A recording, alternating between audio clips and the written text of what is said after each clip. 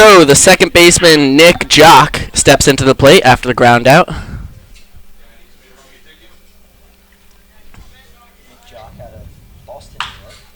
He hits a ground ball to second. Paltrowski takes it on a hop, throws over to first, and there's 2 away. And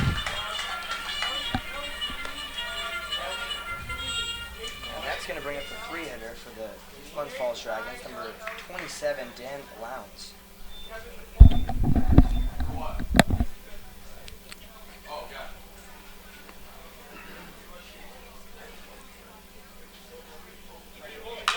He fouls one back over the Dragons' dugout and onto Washington Avenue. Great to see. John Campana says we have audio now. Thanks, John, for letting us know. I hope it's working for everybody.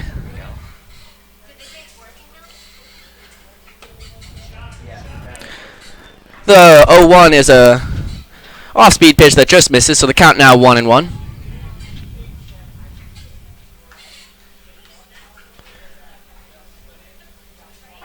The 1-1 is a blooper into right field. Feinstein charges, but will have to take it on a hop. It'll actually go by him, and it looks like Lowndes will get 2 on this. The throw goes into second. It'll be a stand-up. It'll be a single and an E9. So the Dragons have a man on second with 2 out. Pretty good to pretty bad real quickly. As I thought Feinstein on right probably had a chance to catch it. Looked like he was possibly dogging it a little bit. And couldn't decide whether he wanted to lay out and try and catch it or play back and just let it go for a hit. He kind of did a little in-betweener and it got right by him. So not the prettiest of plays from Matt Feinstein to start out the game. We'll see if Farkas can get out of it. It's the first baseman, Miles Moore, here with 2 outs and a man on second.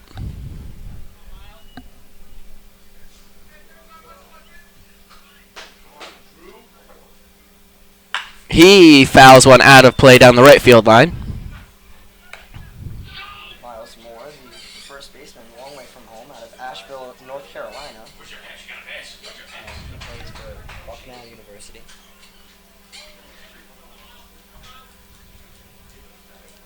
The 0-1 from Farkas is fouled back, so the count now 0-2. Drew is 1 pitch away from getting out of this jam.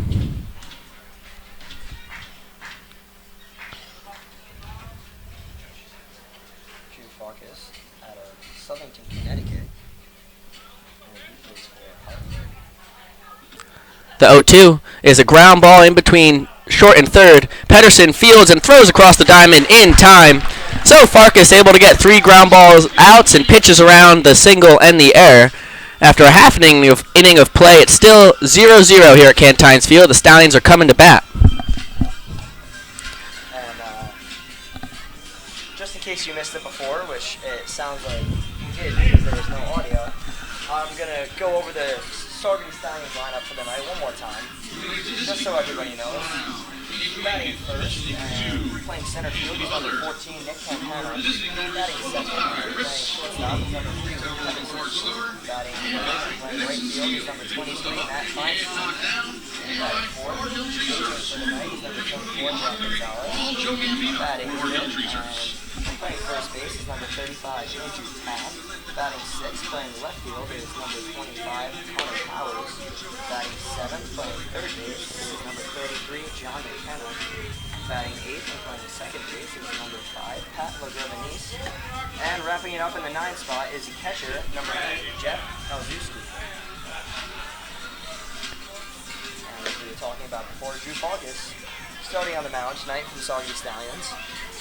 Farkas looked great in the first inning. He got 3 ground ball outs. Even the hit was a bloop, debatably catchable by Feinstein and Wright. But he's able to pitch around the single in the air. Yeah, not hitting him hard so far. And just a quick plug, again, I did it before. You couldn't hear us. You didn't know what I was talking about. I'm currently wearing this beautiful Saugerties Stallions jersey, and it could be one of our viewers tonight. You could own this Saugerties Stallions jersey. This could be mailed to you by the end of the evening. By the end of the evening, all you have to do is comment on this Facebook Live post. That is all you got to do. Just comment. As we were saying before, you got to comment where you're from, something about the game. Just throw a bunch of gibberish in there. We don't Really, anything you want, as long as you don't spam comments. There's a predetermined number that we have chosen, and that number comment will get this jersey, and it'll be sent right to you. We'll contact you after the game. So everybody comment, and this jersey could be yours. So the Stallions center fielder Nick Campana steps into the box and takes a ball high. He's looked great in all of his games, racking up hits, and even his outs have been hard hit as well. As the 1-0 is popped foul out of play by the Dragons dugout on the first base side. Campana comes into the game hitting .333. He's got 36 at-bats, which is the most out of any Stallion, and he's got 12 hits out of those. He's got a couple triples and 4 doubles to boot.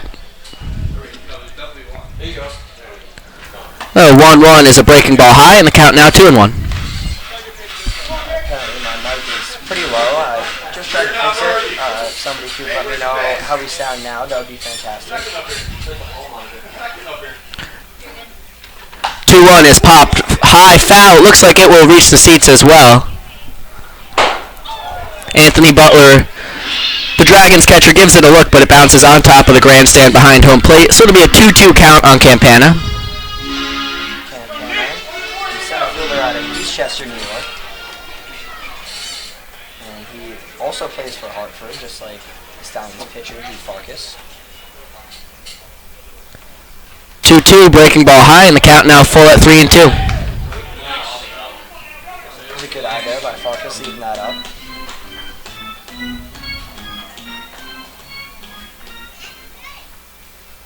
Here's the payoff pitch. Fastball high, and Campana works a leadoff walk, so he's on first. That'll bring up the shortstop for the Stallions, Luke Pedersen. The leadoff man, bring it up to the plate from the University of Minnesota. Shortstop number 3, Luke Pedersen. The shortstop, number 3, Luke Pedersen, coming to the plate.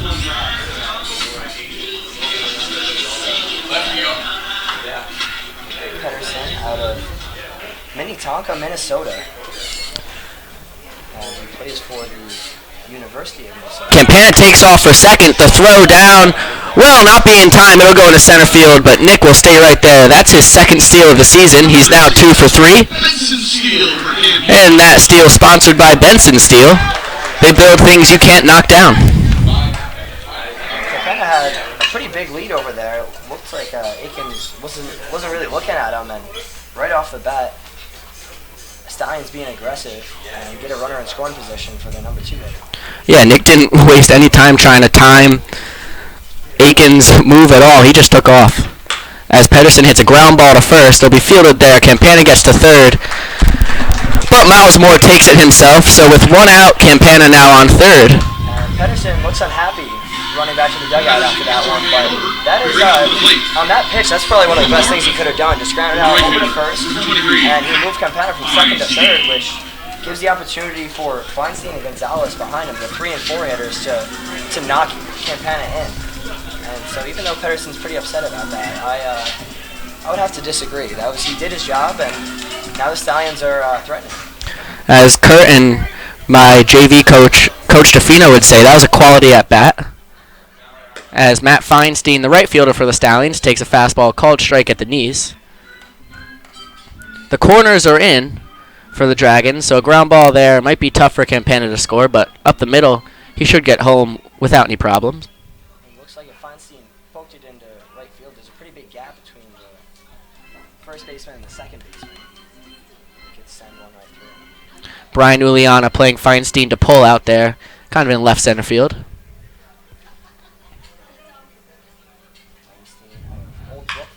He hits a liner down the right field line. That's going to fall for a base hit, and it's going to go past the Glens Falls right fielder. Feinstein's rounding second. He will head to third. He'll be there with a stand-up triple, and the Stallions take a 1-0 lead over Glens Falls. What a fantastic piece of hitting there from Feinstein. Right as I was saying, he should put one out into right field. That's exactly what he did. Not the exact place I said, but he put it down the line. And knocked one in and just really traded places with Campana, and the Stallions are still ready to score another one. That was a great piece of hitting. He got a fastball on the outside part of the plate, and he hit it right down the right field line. And Matt Feinstein has been red hot as of late. He was just 3 for 5 Sunday night with 3 RBIs and a double. He continues that here at Cantine today as Jack Gonzalez, the DH for the Stallions, steps in and takes a fastball for a ball. Coming into this game, Feinstein was batting .350, which, besides Matt Bouchard, who technically only has 1 at bat, still perfect at the plate. Matt Feinstein was batting .350, which is best on the team. So red hot, as you were saying. Gonzalez hits a pop fly all the way to the third base fence, but Brendan Torres, the third baseman for the Dragons, able to make a catch right on the fence with his hand up against it. So it's a pop out for Gonzalez. Feinstein obviously not able to tag on that.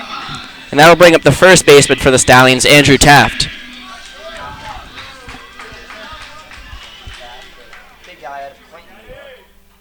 Played for the University of Buffalo.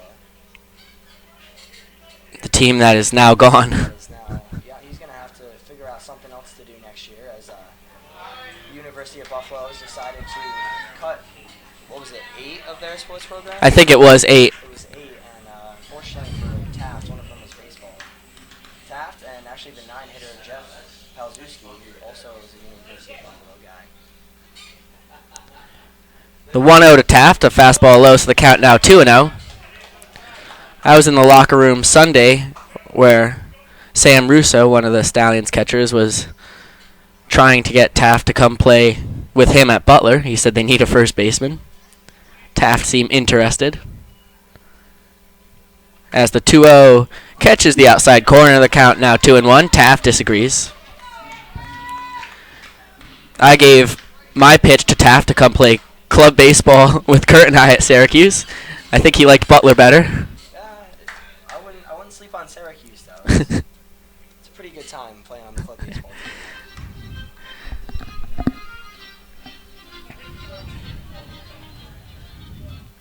Matt Feinstein leads off third with 2 outs here in the first. He tripled in Nick Campana as the Stallions lead 1-0.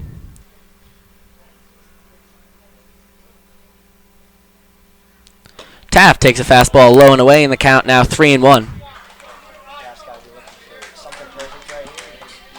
Put in the outfield. Can't be too eager, especially early on. Wants to see a whole bunch of pitchers from their Dragon starter. Taft, one of the more deadly Stallions hitters. He's batting .343, just behind Feinstein, who's on third. The 3-1 is a rip into left field, and that's going to be off the wall on one hop. Andrew Taft will round second. He'll go to third. Matt Feinstein was able to walk home.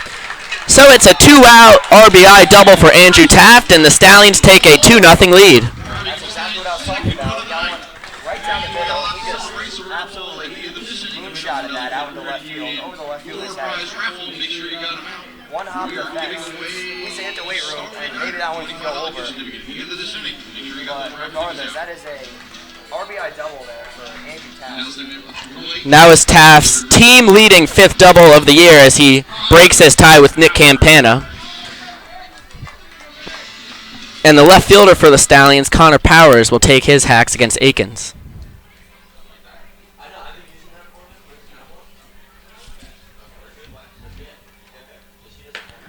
Powers takes a fastball for a strike. Nobody checking on Taft at second. He's kind of drifting out with a dangerously large lead.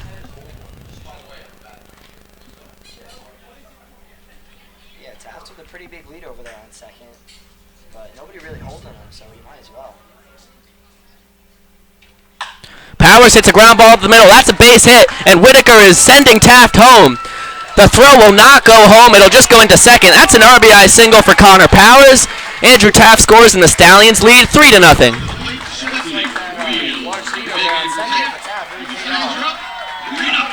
he did not even draw a throw from center field. He was rounding third by the time the center fielder got it.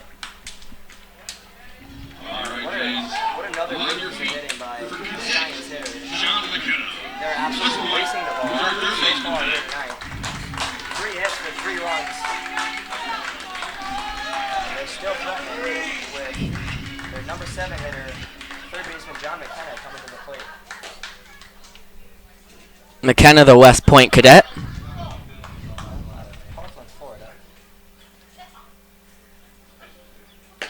He foul tips one into the glove of Butler behind the plate. The count now 0-1. And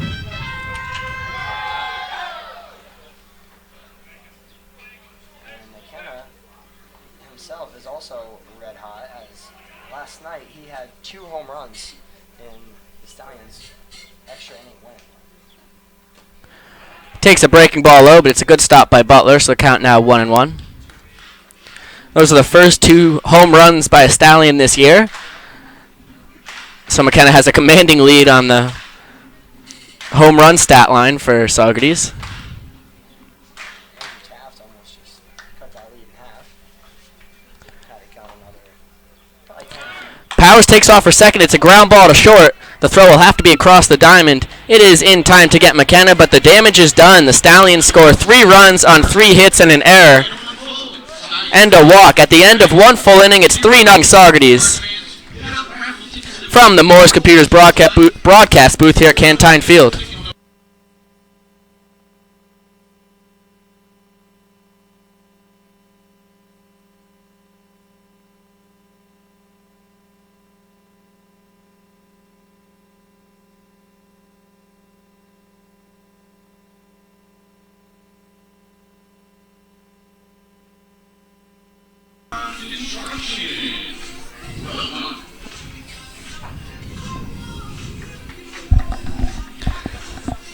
Like we've said a couple of times, if you are watching right now, you have a chance to win this Saugerties Stallions authentic jersey. As Rich Teeter has already commented, it's number 26, the number of Nick Teeter, a Saugerties Stallion. Saugerties' very own hometown guy. So, a lot of sentimental value in this jersey. All it takes is a comment on this video. You can comment where you're from, what you're doing, what you think of the game, what you think of us, what you think of anything in the world. And a random comment will be chosen to get this jersey. We will contact you. We'll get your address. We'll send it to you. You could come here and get it if you're close. Whatever you want. But all you got to do is comment. So all those who have commented are already in the running.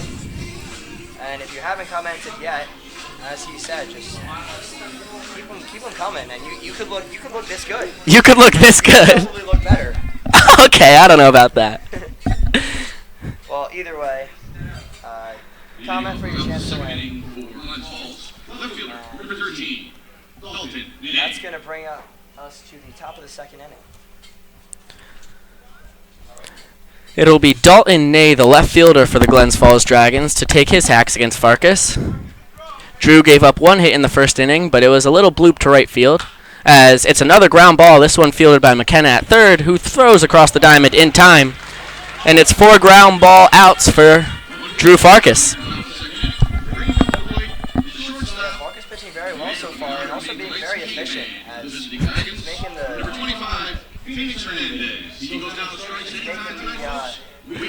Dragons put the ball in play, not using up a lot of pitches. And the Stallions are behind him to make the plays. That'll bring up the shortstop for Glens Falls, Phoenix Hernandez. That's Phoenix Hernandez, not Felix Hernandez. Yeah, not to be confused with the Mariners ace.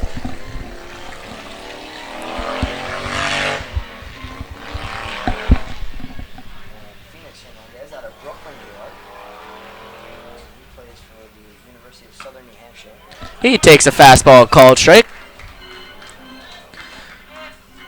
Farkas going after the Dragons hitters tonight. Hasn't even come close to walking anybody. It's a swing and a miss on off speed in the dirt, and he's ahead 0-2.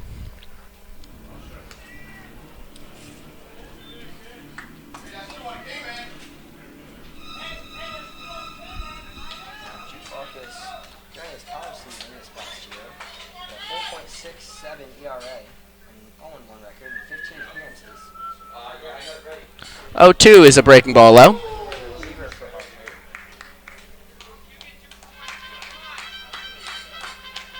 Gave up 12 runs, only 9 of them earned. So not a bad season for Farkas, coming into the Stallions over the summer, looking to up his game, so maybe he can have an even better season next year. That fastball just misses outside, so the count even at 2-2.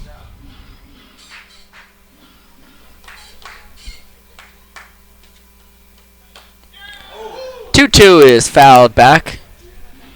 Hernandez just able to get a piece of the off speed, so we'll do it again.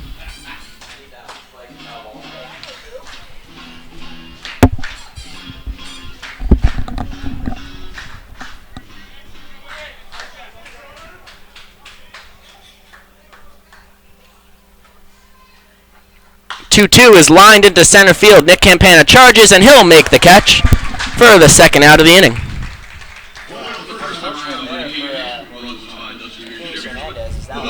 He absolutely ripped that one. Right, what you want to do, back up the middle, and unfortunately Nick Campana didn't have to move a whole lot. He was just standing right there. Frustrating as a hitter, as Brian Wazalewski, the DH for the Dragons, will step up to the plate.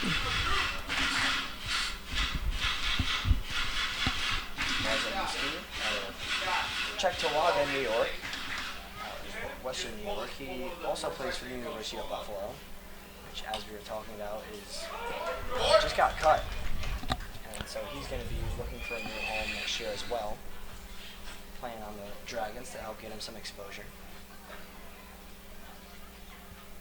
The 0-1 from Farkas. Swing and a miss. Breaking ball in the dirt. The count now 0-2.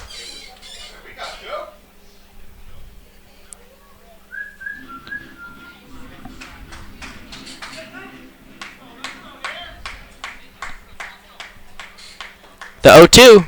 Breaking ball low. Wazalewski doesn't bite, so the count now 1-2. Wazalewski currently hitless so far this season. He's only played in 3 games, has 8 at-bats, and is still looking for his first hit. The 1-2 is a fly ball to right. It's deep. Matt Feinstein back towards the track will make the catch, running as he collides with the right field wall. So a good play there by Feinstein. And Farkas gets a 1-2-3 inning. At the end of an inning and a half, it's 3-0 Stallions from the Moore's Computers broadcast booth here at Cantine Field. And we've got really a plethora of comments to address. So we'll get to them. We'll get to them while Andrew Akins takes his warm-ups. Right off the bat, when we started our broadcast, there were sound troubles. Luckily for everyone who was helping us let us know that we don't have sound, everyone has a chance to win this jersey. The no sound comments are valuable. We have another door prize raffle ticket here. This one, $25 gets to get 2 pizza stars. John Campana, the one who ended up telling us the volume was working, and he shouts out to his mom. Says, "Hi, Mom." Always nice to say hello to your mother. 7638. We'll see Mr. John Wire from the Valley River Cricket game. Farkas' grandmother is out there watching, and so far he's been putting on a show for her. Joan Gronwald Campana says, "My grandson is in the outfield. If I had to bet my life savings on it, that would be Nick Campana, the center fielder for Saugerties." You never want to assume, but that's not a terrible bet to put. Diane Meyer Tamilo says she follows us on Facebook from Ulster Park. Thanks for the follow, Diane. Every follow, every like, every share helps. 7-4-2. John Jorgensen commenting on this. You guys rock. I want that jersey. You seem like a pretty cool guy. If I put my life savings on it, that would possibly be my dad. So thanks for the shout out, Dad. Never want to assume, Kurt. Never want to. You can't assume. It'll be 8-9-1 here in the bottom of the second inning. Legravenis, Palcheski, and then Campana again. Legravenis playing second base tonight for Saugerties. He shows bunt, but takes a fastball up and out. Third baseman out of Parkland, Florida.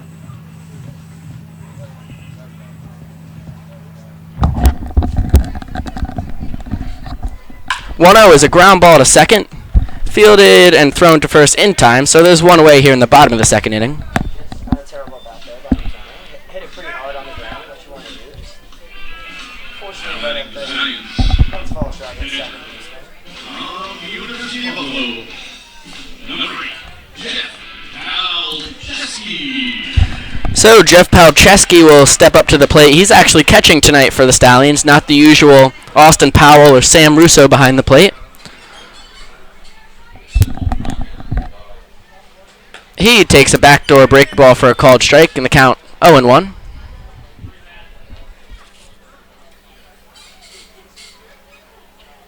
The second baseman out of St. James, New York. He plays for the University of Albany.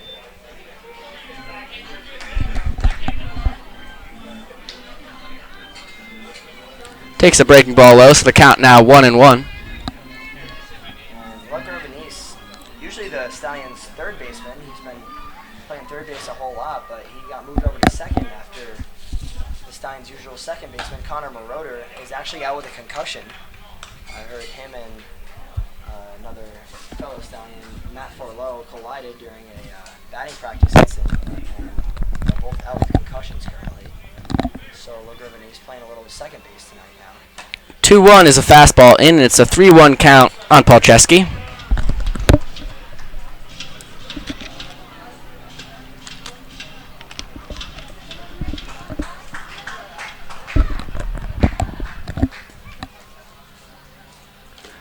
Is a bouncer in the dirt, so Palczewski works a one-out walk, and that'll flip the order over for Nick Campana,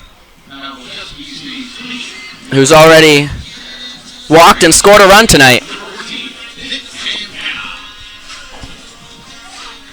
And stolen a base for that matter. Yeah, not a bad outing so far for Nick Campana. Campana coming into this game, he's batting .333, so that's good for fourth on the Stallions among qualifying hitters. It's a bomb to right center field. It's going to be a long run for the Glens Falls center fielder, who makes a catch near the track in right center and will throw it in. Palczewski will have to retreat to first base. Like I said, Nick Campana has been absolutely crushing the ball lately. Whether he gets a hit or an out, he's hitting the heck out of the ball. And that's all you got to do, really. Baseball, you know what they say. You're successful if you get a hit 3 out of 10 times, and so that's what happens every now and then. You can hit the ball hard 10 out of 10 times, and some of them are going to go right at the fielders. And so Campana's just got to keep doing what he's doing, and his average is there to show it. As I said, batting .333 coming into this game. Luke Pedersen will step into the box and take a breaking ball high. So the count's 1-0. First baseman in his last at-bat, but did a good job of moving Campana over to third base and into scoring position for Feinstein behind him. Pedersen fouls one right over the broadcast booth. The count now 1-1.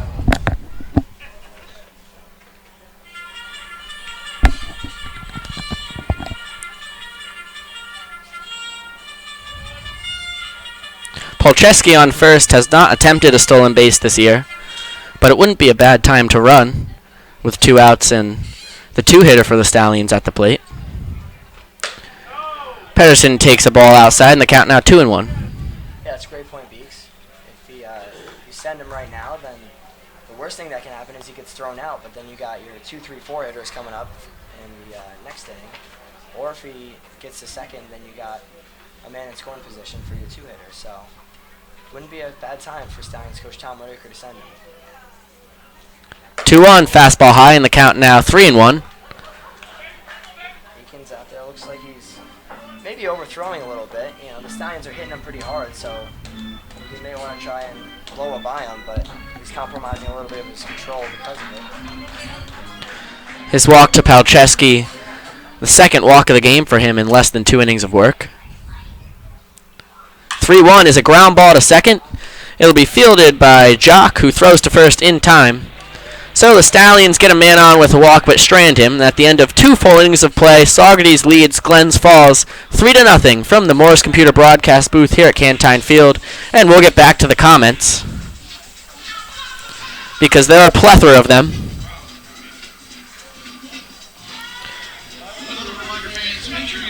Where we left off, Rafael Montero said, "Whatever happened to the Sawyers since when the name changed to Stallions?" The Sawyers is just associated with the high school, and with the Saugerties Little League and Babe Ruth teams. And this is a college summer league team, so they are the Stallions. Yep, so two completely different organizations. They work very closely with each other as they do share the field.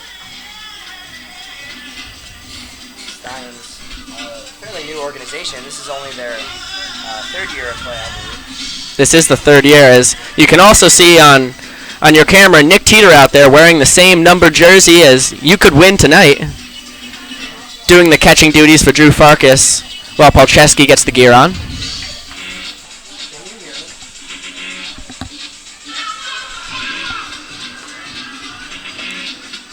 Joe Bass quirks as he's watching from the Babe Ruth field.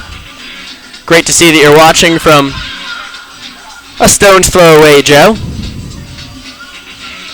Kelly Herrick says, "Let's go Dragons." Good to see Glens Falls fans on the broadcast as well. And Beth Badalato Massa says, "Go Stallions," right after. Dennis Scala would love a Cole Teeter jersey. I don't think you're allowed to get it, Dad. That seems like it'd be biased. People might start talking.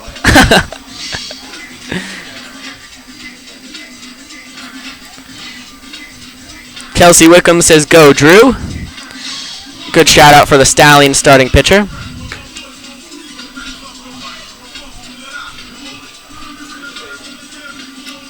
Joseph Stigl says, "I think Poppy Joe should get this jersey because I had eye surgery today and I'm still watching with a patch over one eye."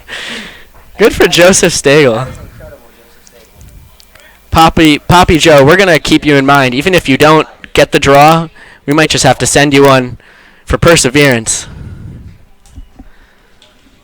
As the catcher, Anthony Butler, steps into the box and takes a fastball called strike. Butler, the 8 hitter. It's 8-9-1 here in the top of the third for Farkas.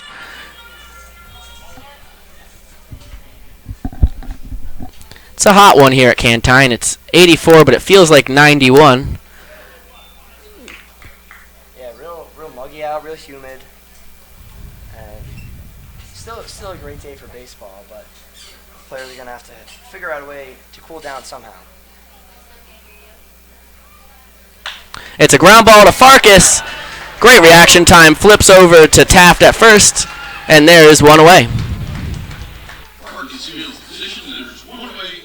They're bringing up to the plate. The third baseman, number 20, Brendan Torres. So Brendan Torres, the third baseman and 9 hitter for the Dragons, will step into the box against Farkas. As it seems like we're having mic difficulties with Curtis's mic, so he's going to work on that. Don't worry, guys. I'll be back soon. As it's a foul ball straight back into the netting. I'm glad the video wasn't on us. Kurt was awfully close to me when he had to talk to the fans.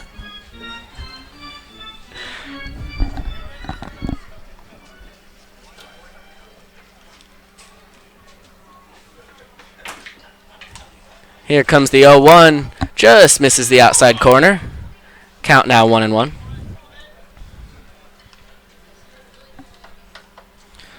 Dawn Rivette says, "Me too, the camera shots are great. They're capturing it all."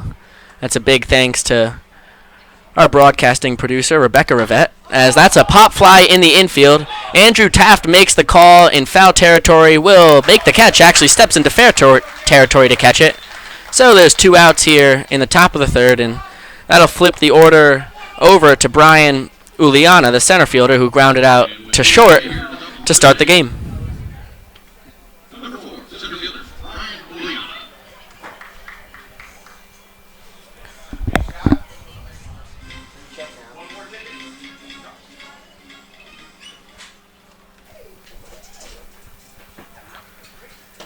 He takes a breaking ball for a called strike, and the count now 0-1. Kimberly Powell-Luttrell says, "We love our number 7, go Austin Powell," one of the catchers for the Stallions. Unfortunately, Powell is also out. It's a ground ball to McKenna, who fields and throws across the diamond in time for another 1-2-3 inning. Back-to-back 1-2-3s for Drew Farkas. He's thrown 3 scoreless, and after 2.5 innings of play, we're heading to the bottom of the third. Stallions lead the Dragons 3-0 from the Morris Computer broadcast booth here at Cantines Field. And we'll get back to the comments as Curtis will test out his microphone. Yeah, unfortunately you couldn't hear me every now and then. And so I've been over there working on that. All right. For tonight's first game, we're playing Stallions balloon toss. Better now. Our contestants are going to toss the balloon to their partner. If they drop it and it pops, they are... If you can hear Curtis. The tosser is going to take one step back and then toss again on your... Well, it looks like you can't hear Curtis. He'll go back to the drawing boards. We'll do the plug. Here we go, Kurt. Doesn't have to talk for this. If you comment on this video, you have a shot to win this authentic Stallions jersey. It's number 26. That's the number of Cole Teeter, also known as Nick Teeter. An outfielder and infielder for the Stallions. He's played some third. He's played some left. All it takes is a comment. You can comment where you're from, watching, anything, any comments on the game, anything, the weather from wherever you are, whatever you want to say. It's a random comment that will win this jersey. We can mail it to you by the end of the night, or you can come here and pick it up, whatever you'd like. But all it takes is a comment. As Andrew Akins is finishing up his warm-up pitches out there, it'll be 3-4-5 for the Stallions: Feinstein, Gonzalez, and Taft. As Dave Morris, one of our technical leaders here and the creator of the Morris Computer broadcast booth, will take his hacks at the mic. And as Butler will throw down to second, and Feinstein will step into the box. Feinstein today 1 for 1 on the day with an RBI triple, and then came around to score on an Andrew Taft single. It looks like I got a little backup mic here for me. Not quite the same feeling as the headset, but it'll have to do for now.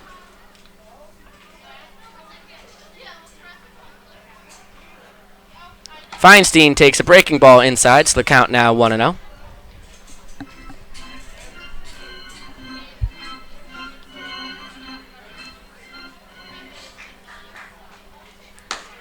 Feinstein thinks about swinging, but takes a fastball for a called strike. Still count now 1-1.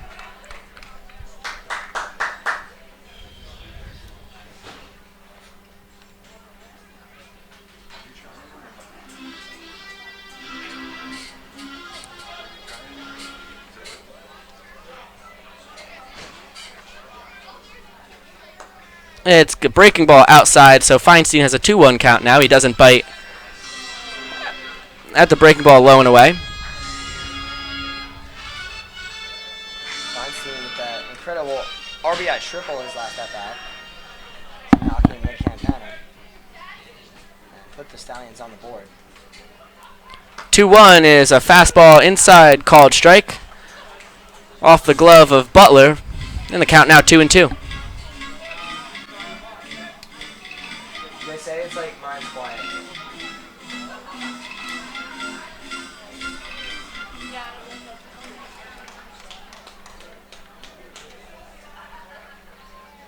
The 2-2. Breaking ball inside, so the count now full 3-2 on the Stallions 3-hitter.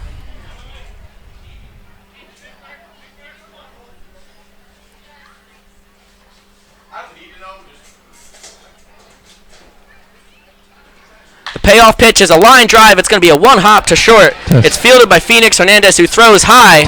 We'll see how that's ruled. That was absolutely scorched from Feinstein. All Phoenix could really do was get a body on it and throw it across the diamond. Feinstein, with good speed, beat it out.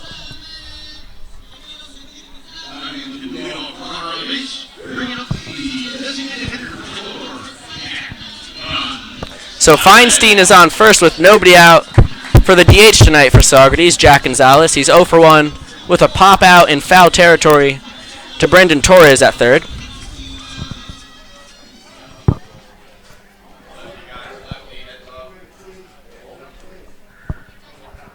Feinstein takes off for second. The ball's in the dirt. The throw down to second in time. That was a great throw there. It was a pick for Butler behind the plate. He threw a pick actually to short, and Phoenix Hernandez was able to pick it there and put the tag on Feinstein. It was bang, bang. The pitch was in the dirt, as I said, so it was a ball on Gonzalez. There's one out now in the bottom of the third. As he rips one just about as foul as you can rip a ball. I don't know how he actually hit it. It was kind of a 90-degree angle straight behind him. So the count now 1-1.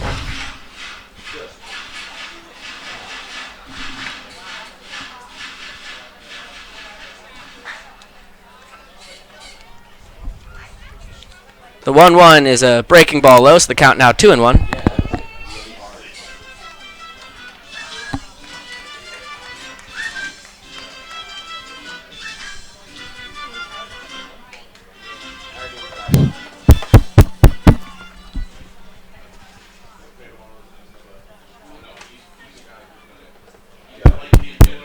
Akins winds and delivers. And Gonzalez hits a line drive in between first and second, so there's a base hit. He replaces Feinstein at first. Dan Lands kind of charged that and almost thought about throwing to first, but ended up throwing it into second anyway, so Gonzalez is 1 for 2, and that'll bring up Andrew Taft. Taft is 1 for 1 on the day with a double, an RBI, and a run scored.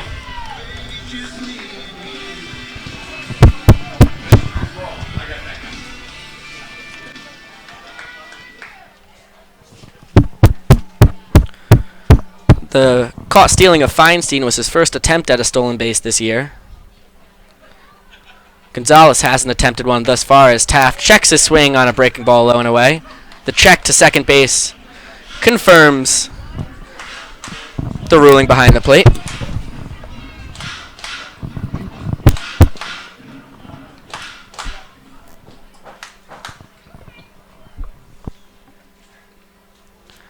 The 1-0, breaking ball low again, and the count now 2-0.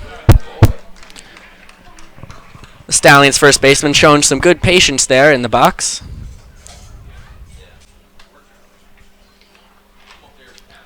Saugerties leads Glens Falls 3-0 here in the bottom of the third. All 3 runs scored in the first inning.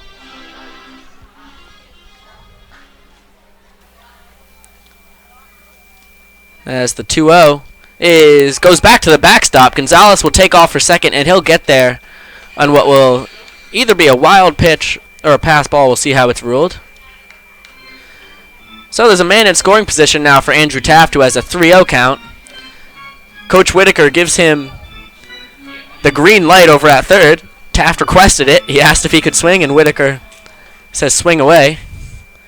This is definitely one of the guys on Saugerties that you basically let swing in any count.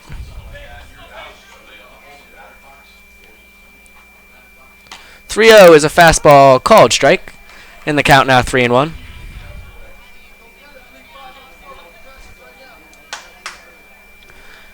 Matt Feinstein led off the inning with an infield single. It was a rip to Hernandez at short, who was able to knock it down but not throw Feinstein out at first, as the 3-1 is a breaking ball that actually skims off of Taft, so he'll reach on first with the walk / hit by pitch. If you get hit by a pitch, call your injury attorneys Delvecchia and Kraft, or if you're hit by anything for that matter, as being hit by a pitch is probably the least likely way to get injured for all you fans.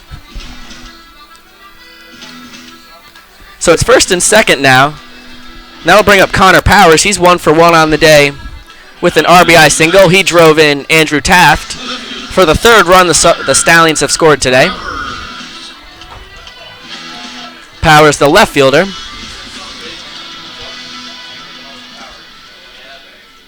Akins working from the stretch, looking to get out of another jam.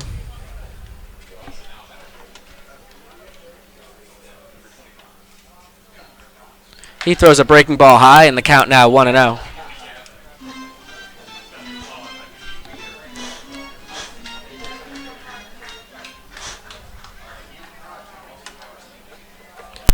This is the first game Akins has thrown this year for the Dragons.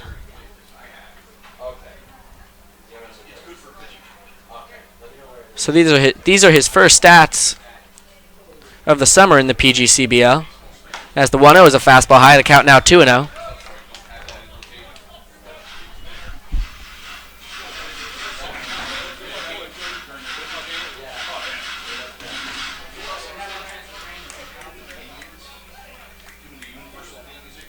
It'll be a 2-0 count on Powers. Gonzalez leads off second, Taft off first with one out here in the bottom of the third. And it's a fly ball to center field. Brian Uliana is back, will make the catch. Gonzalez doesn't think about tagging. So there's 2 outs now in the bottom of the third. And that will bring up the third baseman, John McKenna, who grounded out to short in his first at-bat. All right, fans, on your feet. Our man from West Point, third baseman, John McKenna.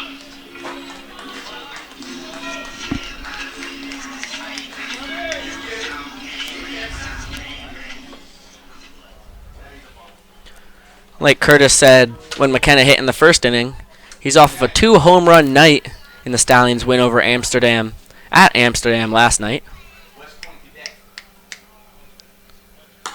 He takes a fastball on the outside corner for a called strike.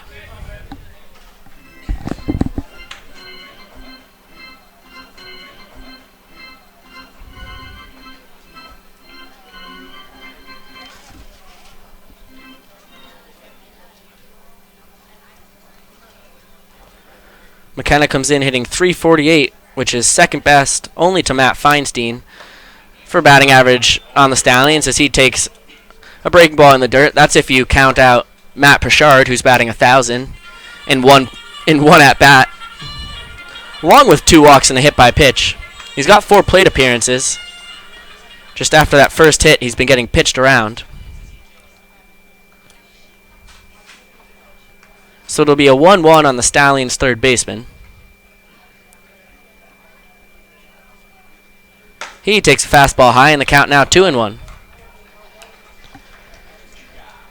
Andrew Akins has thrown a lot of pitches tonight. He's gotten to a lot of deep counts. Gave up 3 runs on 3 hits in the first inning and a walk. He's also walked 2 more throughout the game. He had a pretty seamless second inning, only with 1 walk. As the 2-1 here is way outside in the count now. Again here in the bottom of the third. Matt Feinstein led off the inning with a single, was thrown out at second trying to steal. Then Gonzalez singled.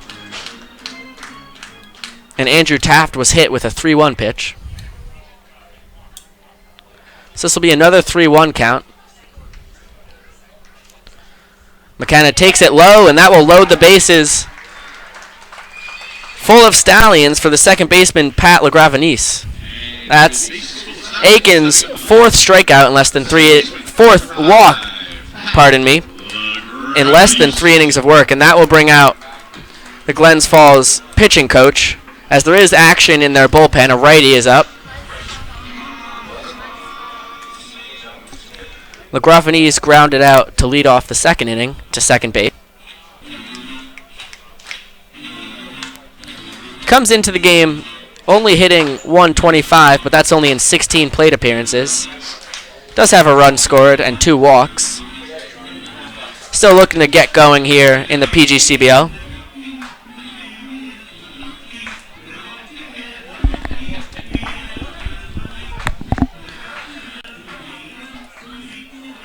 So the Glens Falls pitching coach will head back to the dugout. It's bases loaded with 2 outs in the bottom of the third for Pat LaGravenese. Stallions already have a 3-0 lead. They have yet to score here in the third. All 3 runs came in the first inning. Gonzalez off third, Taft off second, and McKenna off first.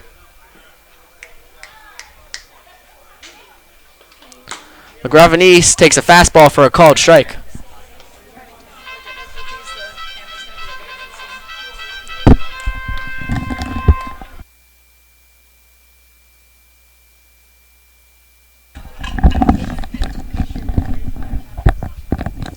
We are having technical difficulties with the camera out in center field as LaGravenese takes a bouncer in the dirt. Great stop back there by Butler. The camera out in center field just got askew, so we're looking to get that back into the right position. It's a 1-1 count on LaGravenese.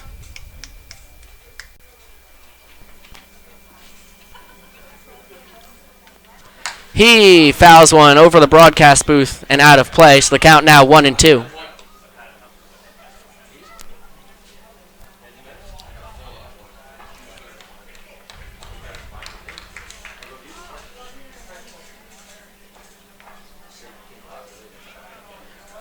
Righty on lefty. Akins against the Gravenese.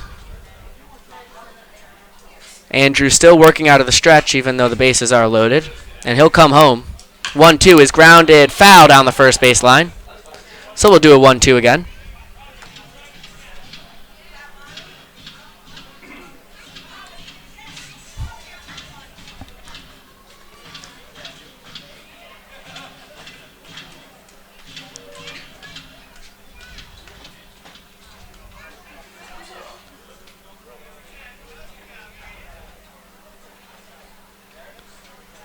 Akins comes set. And he'll come home. 1-2 is a ground ball to short. Fielded by Hernandez. Flips to second in time. So Akins able to get out of a bases loaded jam without giving up a run. On 2 hits and 3 walks, the Stallions cannot push any runs across. And at the end of 3 full innings of play, it is 3-0 Saugerties from the Morris Computers broadcast booth here at Cantines Field.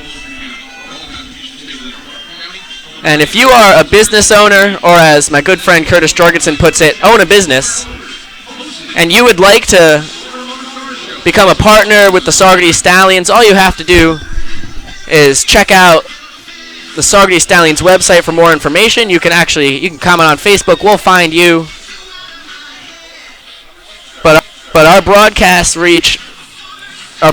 just this Sunday night reached over 265,000 people. And we are only growing here in Saugerties. This is only the 3rd year. There are advertisements on the outfield wall. There are advertisements you can get here on the broadcasts. And ads you can have our PA announcer, Rob Vanderbeck, announce.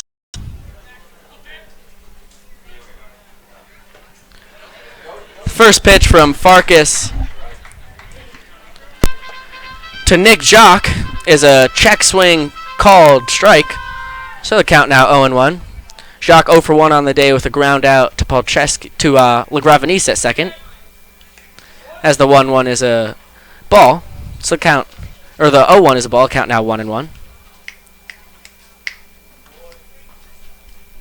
Farkas winds and delivers.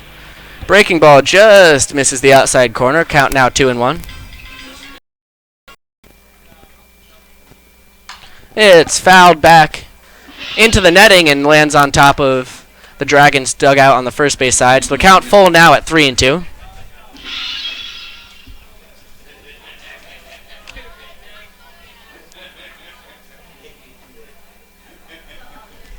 Here comes the payoff pitch. Fouled straight back into the backstop, so we'll do it again.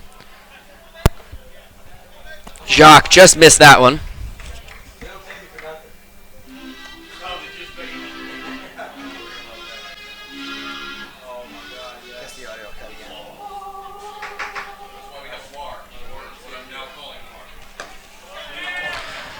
The 3-2 is outside, so the count, well, that's a walk. You can't go 4-2.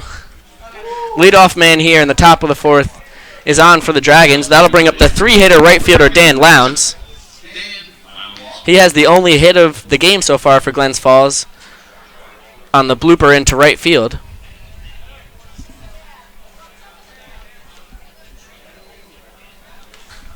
Farkas working from the stretch now. Throws a fastball outside. The count now 1-0.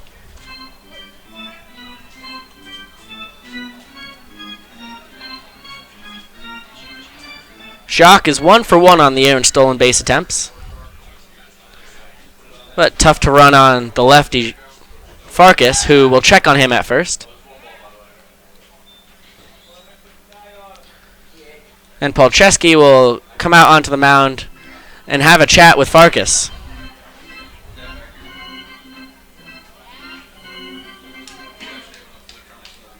It was a quick chat, and Polcheski already back behind the plate. It'll be a 1-0 pitch to Lowndes. Lowndes on the air, only batting .217 in 23 at-bats. Does have 2 RBIs and 6 walks. He foul tips it into Polcheski's mitt, and the count now 1-1.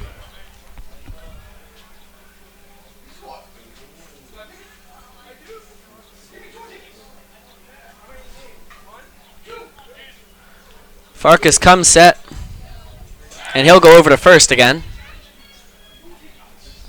Jacques is back in plenty of time. Andrew Taft gives him a courtesy tap anyway.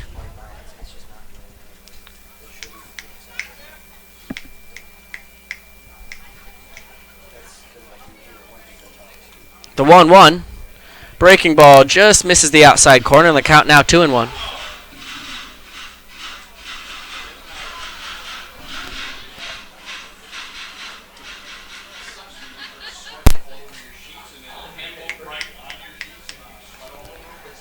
Here comes the 2-1 from Drew. Fastball way outside, and it goes off the glove of Polcheski. Jacques will get second easily and round there, but go back to the bag. We'll see if that's a wild pitch or a pass ball. It was well outside, but it ended up ricocheting off of the glove of Polcheski behind the plate. So it's a 3-1 count on Lowndes. And a man on second with no outs. Stallions do lead the Dragons 3-1. 3-1 is fouled straight back into the netting behind home, and the count now full. Farkas went to a full count with Jacques, who is now standing on second. Jacques fouled one straight back into the padding and then worked a walk. Farkas comes set and comes home. It's a fastball up, so it's back-to-back walks for the Stallions lefty to start off the top of the fourth. And that'll bring up the cleanup hitter and first baseman, Miles Moore. Now stepping up to the plate, first baseman, Miles Moore. Miles grounded out to Pedersen at shortstop to end the first inning.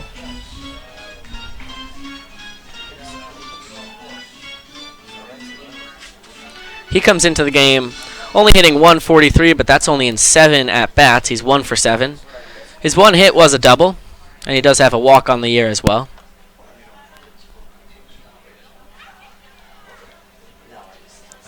First pitch to him, way up and out. Jacques took a huge step off second, and then was able to get back to the bag. Good play there behind home by Polcheski to keep that from going to the backstop and setting up second and third with no outs. The 1-0, fastball up, and the count now 2-0. Farkas struggling with his control for the first time this game here in the top of the fourth. He threw 3 pretty seamless innings before walking the first 2 batters in this inning. The 2-0, fastball up, and the count now 3-0. As Polcheski will go out and chat with Farkas. McKenna is playing even with third. Taft is playing behind first. Double play is intact. And the double play is really the best thing the Stallions could get here, with first and second and nobody gone. So Polcheski's back behind the plate. Moore is in the box, and he'll wait the 3-0, which is a fastball called strike on the outside corner. Count now. Oh, it's not a called strike. Boy, that looked like a strike. From here, it looked like a strike on the TV, but it's a 4-pitch walk instead for Moore. So Farkas walks the bases loaded here in the top of the fourth, and that will pull the Stallions pitching coach, Steve Freer. As Dalton Ney, the left fielder, who will face Farkas with the bases loaded and nobody out, will talk with his third base coach and Jacques over at third.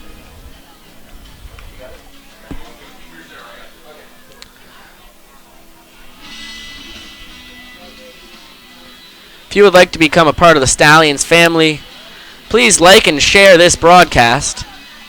Like I've said, this is the 3rd year of the Stallions organizations, and from no broadcast to a radio broadcast last year, we now have this video broadcast thanks to Dave Morris of Morris Computers. And it's very exciting. So Ney steps into the box with bases loaded and nobody out. Farkas still working from the stretch. Throws a fastball called strike. And the count 0-1. McKenna still even with third, but Andrew Taft creeps in to the grass on first. Ground ball to either corner. They'll most likely go to Polcheski at home. And the 0-1 is fouled straight back into the netting. Count 0-2. So whatever Steve Freer said to Farkas out on the mound, it looks like it's working. After 3 straight walks, he's thrown 2 strikes here to Ney and has the Dragons left fielder in a hole.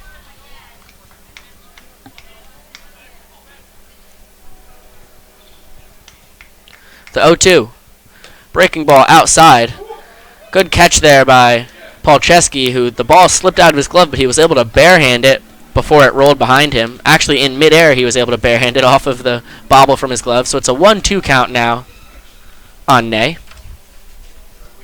As the wind is kicking up here at Cantine, the sun has gone behind the clouds and the temperature has dropped dramatically. The 1-2, swinging a foul tip, but off the glove of Polcheski.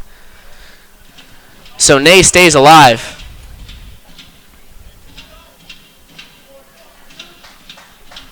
Jacques leads off third, Lowndes off second, Moore off first. With no outs here in the top of the fourth, Saugerties does have a 3-0 lead off of Glens Falls. The go-ahead run is Dalton Ney, the batter.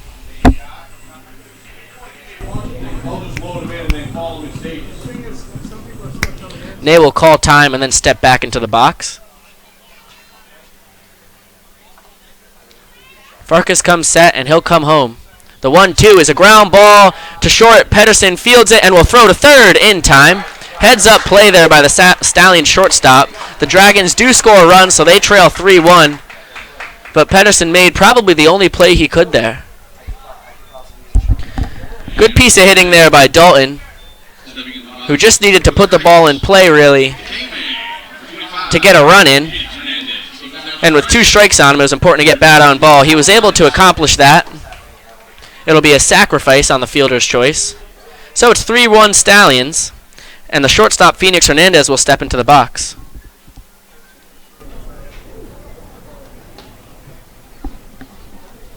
First and second now with 1 away.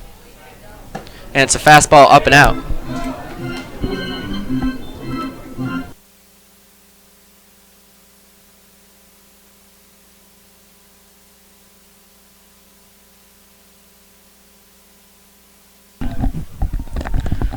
Farkas comes set, and the 1-0 is a fastball. It's a bomb to left field. That one is going to be gone. That's a 3-run home run off the bat of Phoenix Hernandez. That one was as close as you can get to a no-doubter. So just like that, the Glens Falls Dragons take a 4-3 lead. And the leadoff walks from Drew Farkas come back to haunt him. That was the K-Man for the night, so if he struck out, it was 2-for-1 beers, but he did not take the K-Man role lightly. He ended up going yard. That one over the Richards Electric sign in left field. That was well out of here. Probably around 345 feet. So it's a 4-3 game now. And that'll bring up the DH, Brian Wazalewski.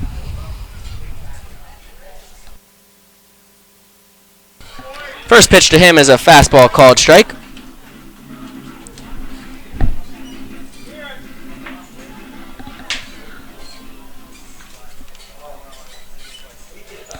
That was the first home run we've seen here at Cantine's Field this year, as the 0-1 is a swing and a miss on a high fastball, and the count now 0-2.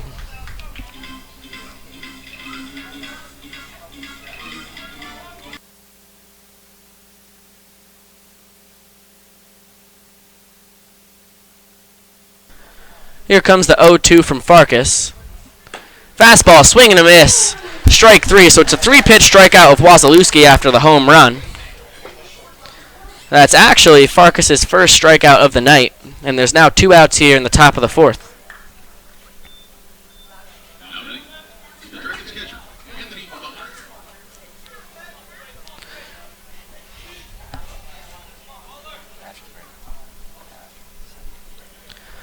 So it'll be Anthony Butler, the 9-hitter, or the 8-hitter and catcher for Glens Falls. He takes a breaking ball in the dirt for a ball.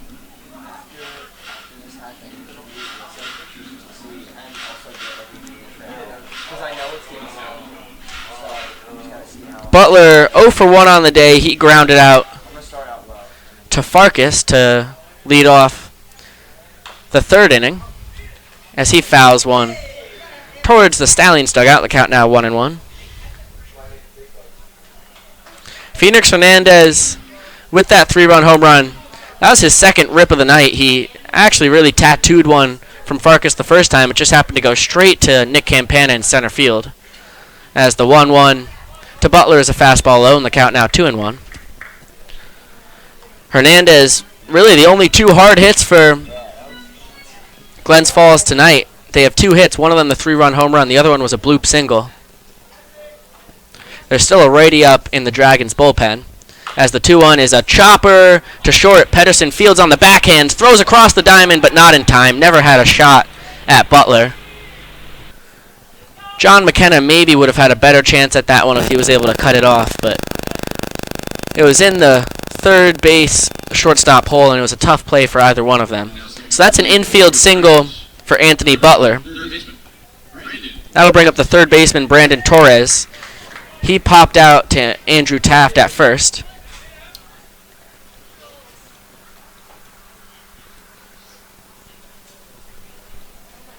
So Butler leads off first with 2 outs.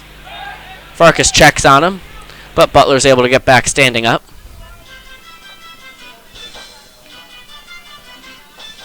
Butler has not attempted a stolen base on the year. And he was actually only 1 for 4 coming into this game.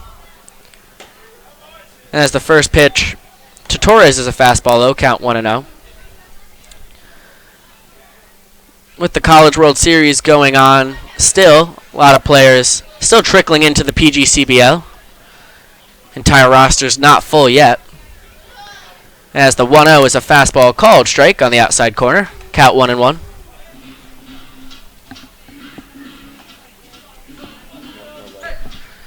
Can't tell if there's action in the Stallions Dallas Hot Wieners bullpen because it's covered by the Dallas Hot Wieners sign. It's a real mystery every time you look to see if anything's happening out there. As Torres turns on that but grounds it foul, and the count now 1-2.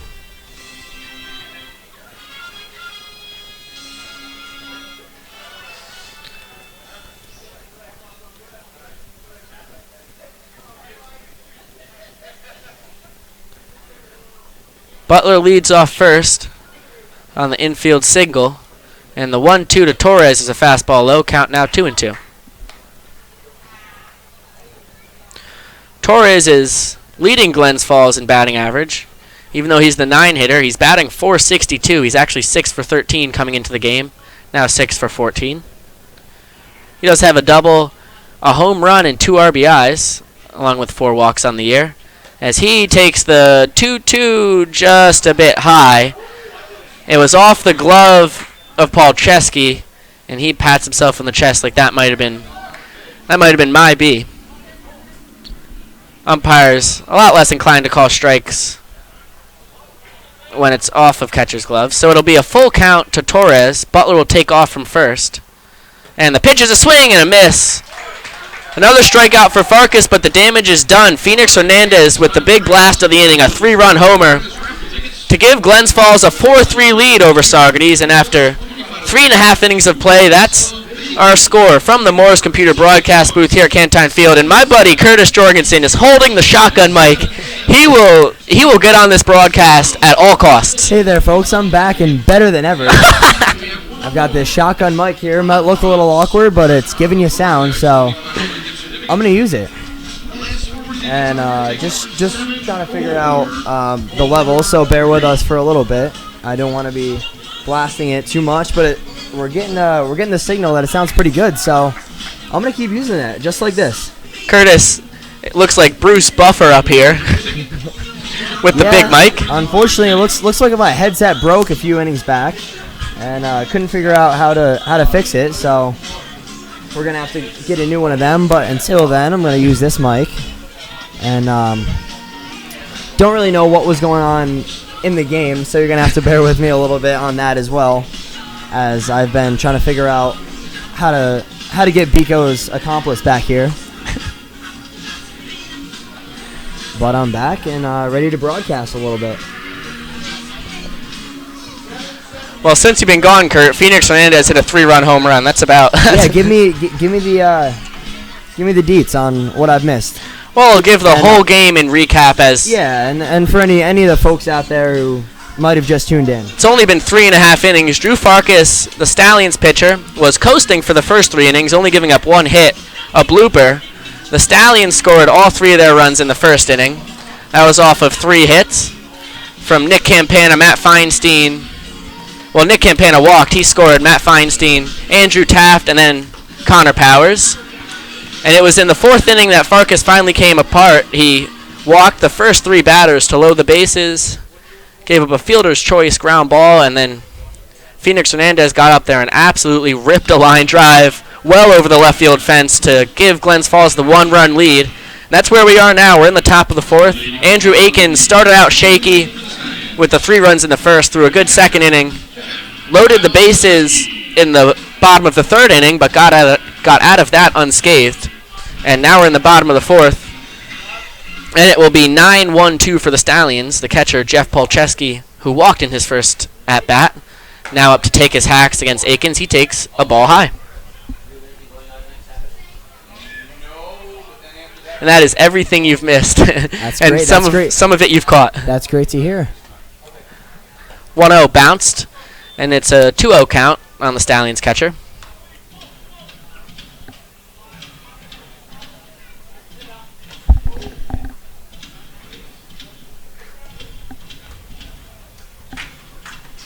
And Palczewski coming into this game only batting .063 through his first 7 games. Has a single hit in 16 at-bats. He takes a fastball called strike around the letters. The count now 2-1. Hopefully Palczewski can heat up a little bit. Does have 3 walks though, so manages to still get on base. He takes a fastball called strike on the inside corner. The count now 2-2. Both of those strikes on Palczewski were ugly pitches to hit. Neither of them. One was up and in. One was just in. Tough pitches from Akins to get anything going on. So it'll be a 2-2. Breaking ball popped down the right field line, and it's going to drop foul. Kind of in the Bermuda Triangle, but just about 3 feet on the wrong side of the line. So we'll do the 2-2 again. Yeah, almost got that second hit of the season there, but it's just a little tardy on it. And Palczewski's gonna get another life here. Hopefully you can make him pay for it.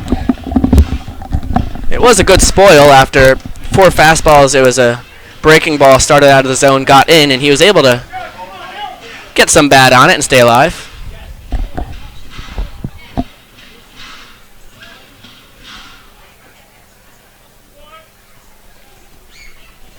Here comes another 2-2. Fastball low and away, so the count is full at 3-2. And as I've been saying the past couple innings, Akins is throwing a lot of pitches. Yep, and that's why Glens Falls has somebody in the bullpen right now ready to relieve him if need be. They've had the righty going since the bottom of last inning, as the payoff pitch is a fly ball into left field. Looks like Dalton Ney is there, and he will make the catch. It sounded like he might have broken his bat there on that one, Beeks. And that broken bat is brought to you by Williams Lumber. If you need a new bat or just any lumber in general, go to Williams Lumber. It's the place to get the best lumber in the Hudson Valley, I heard. All kinds of lumber. So Nick Campana will step up to the box. He's 0 for 1 on the day, but he did walk and score a run back in the first. In the second inning, he absolutely destroyed one out to left center field, but it was tracked down by Brian Uliana. He takes a fastball high for a ball. Yeah, Campana's been hitting the ball hard. That's all he hits a bomb to left center field. That one is deep. No one's getting to that one. That's a off the wall on the fly. He'll settle in for a stand-up double, but Nick Campana absolutely stroking the ball. Violating the ball right now. And that one, first pitch, wasted no time, and just it hit the bottom of the fence out there in left center. And that's a pretty deep part of the field, as center field straight on is 390. And so that had to have been 385 on the nose. And he couldn't hit that one any better than he just did. Yeah, it was right off the Stella's Restaurante sign out in left center. I completely agree. That was about a 385er. Just hit it to the wrong part of the park as Nick Campana hits almost everything to the center of the field, and that will actually be the end of the night for Andrew Akins. So he throws 3 innings and a third, gives up 3 runs, and he's responsible for Campana on second base. Yeah, it didn't look like Akins had it right from the start. As you said, gave up those 3 runs right in the beginning. Seemed to calm down a little bit in the bottom of the second and third. But then he was working pretty hard through those innings, through a lot of pitches, and that's going to be the end of his night. And we will get a name for you on the new pitcher as soon as we can figure it out. That was the debut for Andrew Akins on the season. It was his first night of pitching. If the reliever for Glens Falls can come in and get out of it, 3 innings, 3 and a third innings on 3 runs isn't a terrible start to the year. No, not a terrible night. Stallions were also up there hitting the ball as well as they have all season. And so you got to give some credit to the Stallions as well. And it looks like we have figured out who this new Glens Falls Dragons reliever is. It is the 6-foot, 185-pound righty out of Saratoga Springs, New York, Ryan Cummings. And he is going to be a junior this upcoming year at St. Joseph's University in Vermont. And as Bigo said, he's going to look to come in and hold this lead for the Dragons, but with 1 out and a man on second for the Stallions, they're threatening as their 2, 3, 4 hitters are coming up. It is a tough part of the order with Pedersen, Feinstein, and Gonzalez. And Cummings is done with his warm-up pitches. Luke Pedersen will step up to the plate. Luke 0 for 2 on the day. Grounded out to first and then grounded out to second.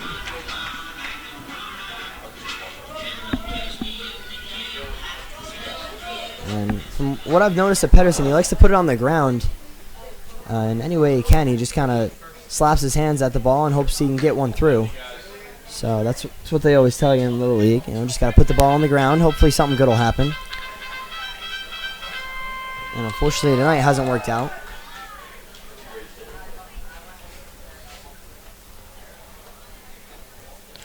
A fastball low, so the count now 2-0.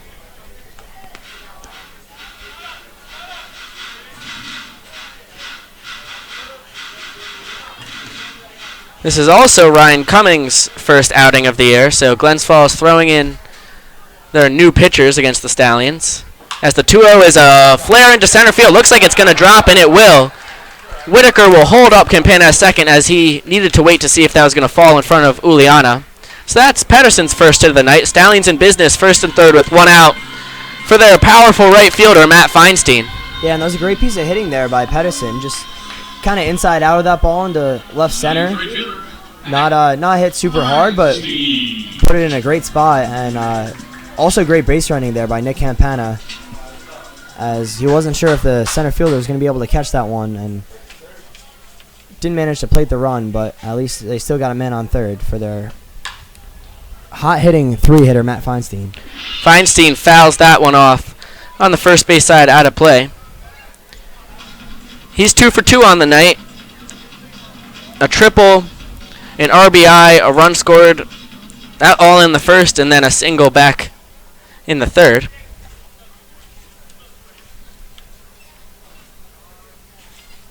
And Feinstein calls time.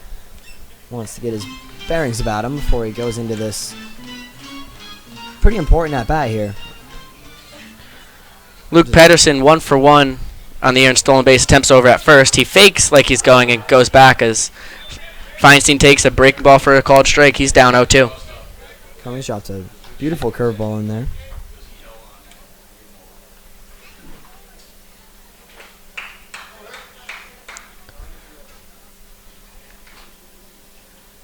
0-2 to Feinstein. A ground ball, base hit in between second and third. And Jack Gonzalez is going to come up and try and add to that.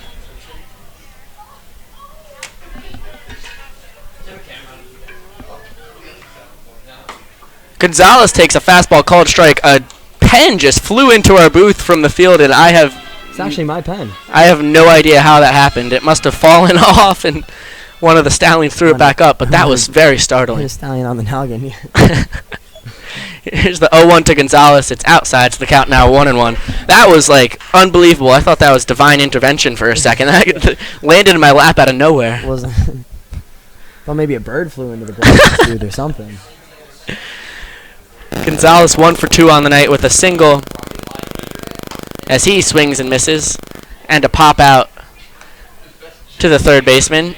And the count is now 1-2 on the Stallions DH.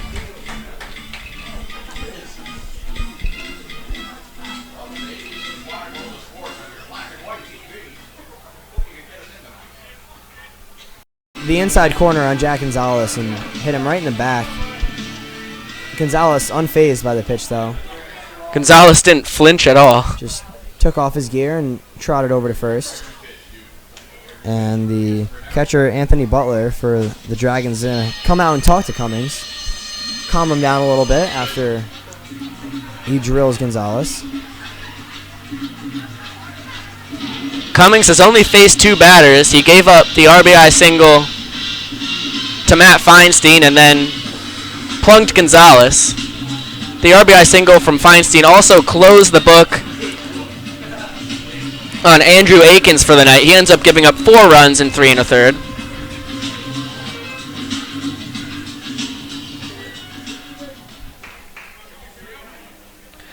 So Pedersen leads off third, Feinstein off second, and Gonzalez off first. There's 1 out for Andrew Taft. And if I were Taft right now, I'd be looking to just find a nice pitch and put it in the outfield. Worst thing that can happen is a fly out sac fly, and best thing that can happen, you can clear the bases right now. First pitch to Andrew is a breaking ball around the knees for a called strike. He disagreed. But it's an 0-1 count nonetheless. It was a nice pitch. It's another breaking ball. That one right down Broadway, and the count now 0-2. Yeah, Taft not enjoying those curveballs right now. He's looking for something straight to hit, and Cummings is not going to throw him one. Taft is the leader for the Stallions in RBIs with 7. But he's also the leader in strikeouts with 12. So we'll see which proves It's going to be one or the other right now. which proves stronger here. The 0-2. Fastball misses the outside corner. Count 1-2.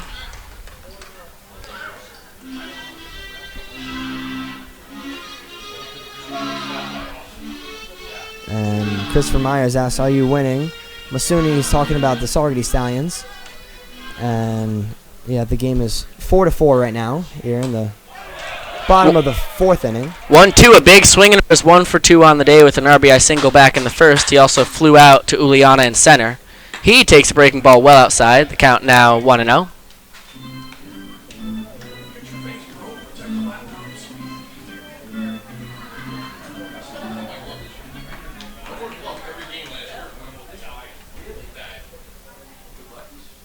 Here comes the 1-0 to Powers. It's a fly ball into shallow center field.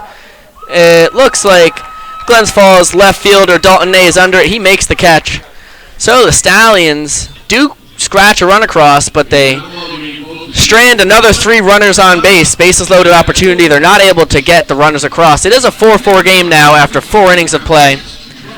From the Morris Computer Broadcast booth here at Cantines Field, and Kurt and I will try and get back into the plethora of comments that we haven't been able to. While we start sorting through them, it's a good time to remind you that your comment on this broadcast could win you this Jersey right here. Stallions number 26 jersey. Beautiful Nicholas Teeter, Saugerties hometown boy. Biko is rocking it pretty hard right now, but it could be you. It could be you. All you got to do is comment. We picked a predetermined comment number earlier on in the game, And it's high.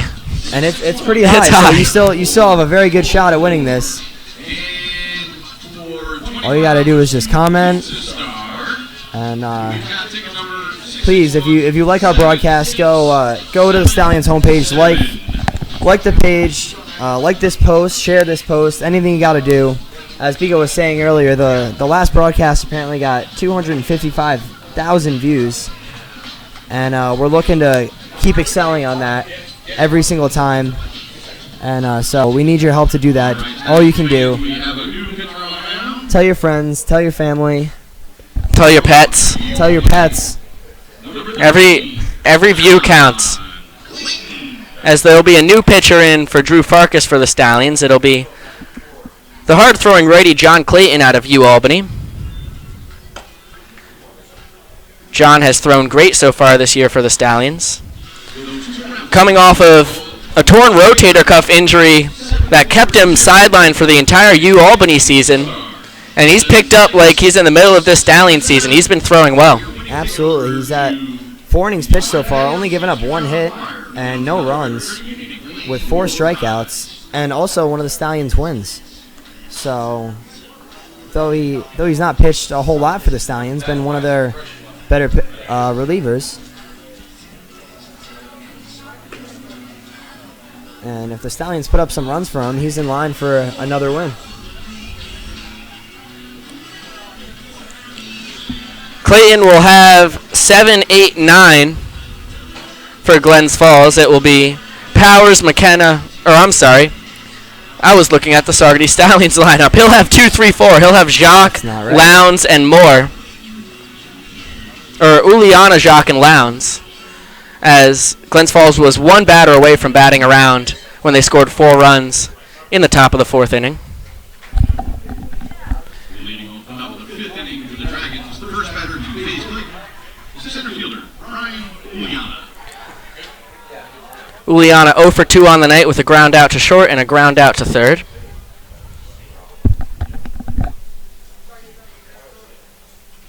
He fouls one back over the netting behind the Glens Falls dugout and onto Washington Avenue. And both of those groundouts have been real tough out, Beaks, as Uliana is one of the more speedy guys I've seen in the league so far. And the infielders really got to rush to get it over there. That one's a line drive into right field, but Matt Feinstein is under it, and he'll make the catch. Tough luck for Uliana, who put pretty good wood on that one, just right at the Stallions right fielder. So Clayton has 1 out in the top of the 4th, and that'll bring up Nick Jacques, the second baseman, who started out that 4-run rally last inning with a walk.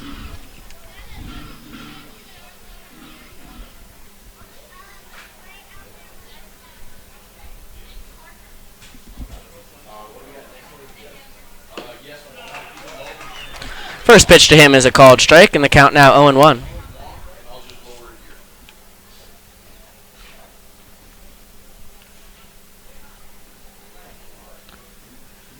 0-1 bounces, and the count now 1-1. And the throw back from Stallions catcher Jeff Palzewski, askew. As Kurt and I promised, we will get to the comments. There's just so much going on here. We've had a tough time getting to them. My headset breaking really put a damper on this video. But we'll try to catch up as best we can. The 1-1 is a fastball high. The count now 2-1.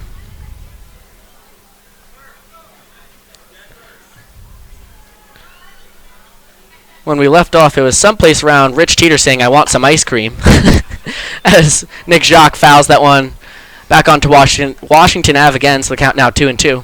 Don't we all on this hot night? It is a hot night. Some ice cream would be fantastic up here. If anybody would like to send some our way, it would be greatly appreciated.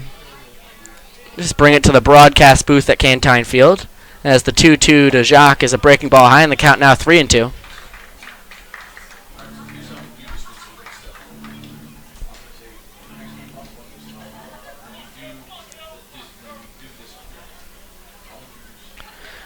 Payoff pitch, fastball called, strike 3 on Jacques. He goes down looking, and there's 2 away now in the top of the 5th. We have 2. Bringing up the plate, right fielder, 57, Dan Lowndes. Brings up the right fielder Dan Lowndes, who's 1 for 1 on the day. He singled back in the first and then walked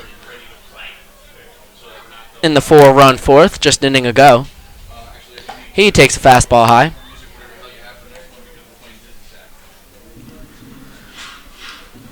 Lowndes was forced out at third on the ground ball by Dalton Ney, so he was the only one who walked last inning and did not score. He takes a breaking ball low, and the count now 2-0.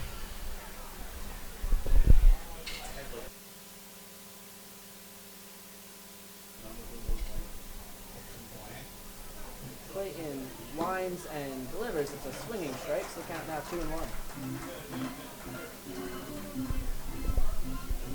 And there's been a lot of support for Dalton as he was hitting, and then a lot of Dragons fans very happy with the 3-run home run by Phoenix Hernandez as Lowndes swings through another fastball, and the count now 2-2. Yeah, Lowndes coming into this game hitting .217 through 7 games, 5 for 23. So looking to bump that up. Fastball high, and the count now 3-2.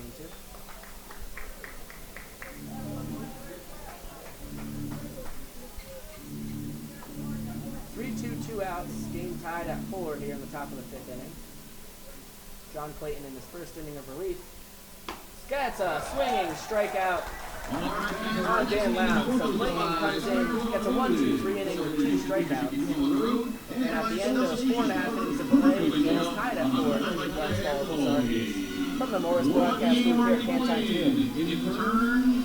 And we'll take this time to do a little plug. If you are a business owner or if you own a business and would like to sponsor for the Stallions, please contact us in some way, whether it be a comment or you can call the number 845-707-0265. Again, 845-707-0265. Should be on the Stallions homepage. And would like to sponsor the Stallions. It would be a great opportunity to get some exposure. As we said before, our broadcasts get about 255,000 viewers, and you can be on it. You can be on it. As we have some side of the field shenanigans going on over there. A little potato sack race after spinning around on the dizzy bat a few times, and two of them haven't even made it out of the starting gate as they keep falling down. That dizzy bat must have really got to them. And the one girl has a commanding lead. She's almost there. That was really an easy win for that young girl. Lots of games here at Cantine. If you ever make it out to Saugerties Stallions games, or a baseball game that is, there's all kinds of games in between the innings. All kinds of stuff. Yeah, it's really cool through Facebook Live, but I would highly recommend coming out to an actual game. There's lots of fun here, lots of fun to be had, and that's going to bring us to the bottom of the 5th inning. Ryan Cummings out there on the mound again. He got 2 outs, 4th inning, and now he'll face Ryan McKenna to lead off the bottom of the 5th.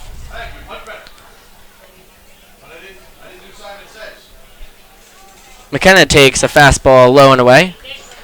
John is 0 for 1 on the day. He grounded out to short and walked.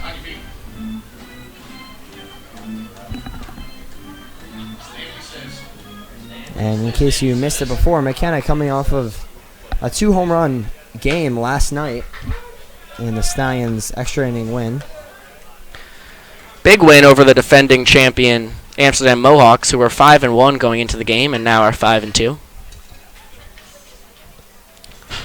As McKenna fouls the 1-1 straight back into the netting. Count 1-2. Daniel Cooney commented, hashtag you can't beat Glens Falls. And we'll see about that. I like the confidence. Glens Falls absolutely. is 3-4 on the year, so only 4 teams have beat them. Yeah. That breaking ball high, so the count now 2-2 on the Stallions' third baseman.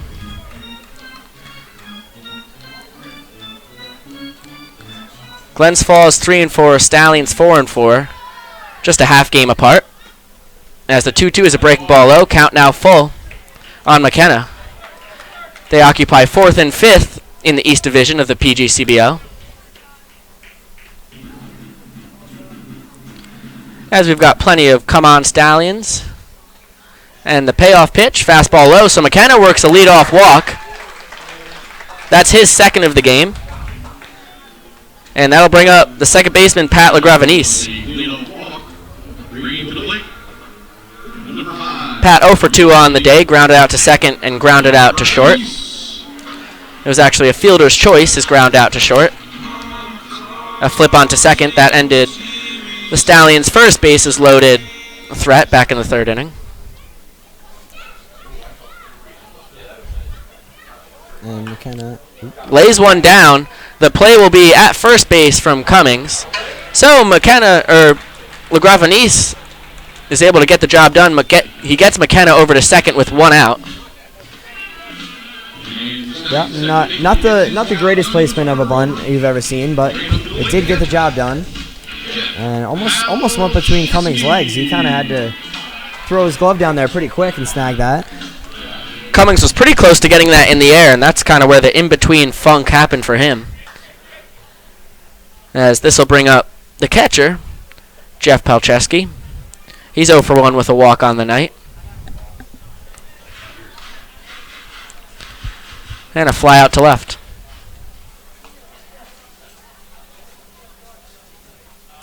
He takes a breaking ball for a ball on the count 1-0. Julie Hughes commented, "Let's go, Andrew Akins." Good support for the Glens Falls starting pitcher. Marlene Stagel-Nellis, always on the broadcast, is watching the Stallions from home tonight. Great to have you here, Marlene, as it's a fastball outside, the count 2-0. And we have John Campana here saying, "It's my mom's B-Day Thursday, and she is in Charlotte, North Carolina, watching her grandson, Nick." So I'd like to say a little early happy birthday there to John Campana's mom. Happy birthday, Grandma Campana. Says she would look good in the Stallions jersey, so let's hope one of these comments is the right number, and she'll be wearing that supporting Nick out in Charlotte. It's a 3-0 count on Palczewski. John McKenna leads off second with 1 out here in the bottom of the 5th of a 4-4 game. And that's a fastball high, so it's a 4-pitch walk of the Stallions catcher and 9-hitter. That'll flip the order over to the red-hot center fielder for Saugerties, Nick Campana.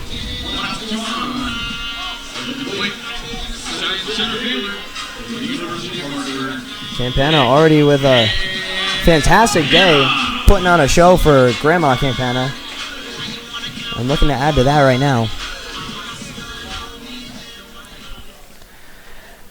Nick so far 1 for 2 with a walk and a run scored and a stolen base back in the 1st. As he lays one down, and it'll bounce off of him in the box. So it's a foul ball.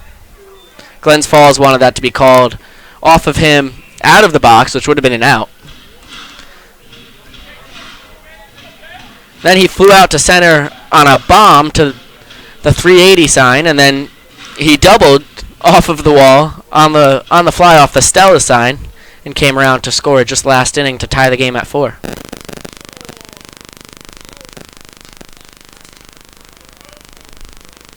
He gets hit in the butt, and that'll load the bases. There's a breaking ball that didn't break.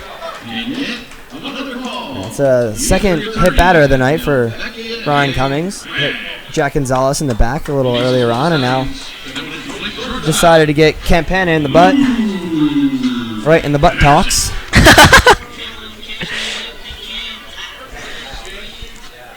Whoever comments what movie that's from, you won't get a jersey, but I'll be proud of you. Yeah. Well, you could get a jersey. That's the thing. I'll give you a high five. It's not guaranteed.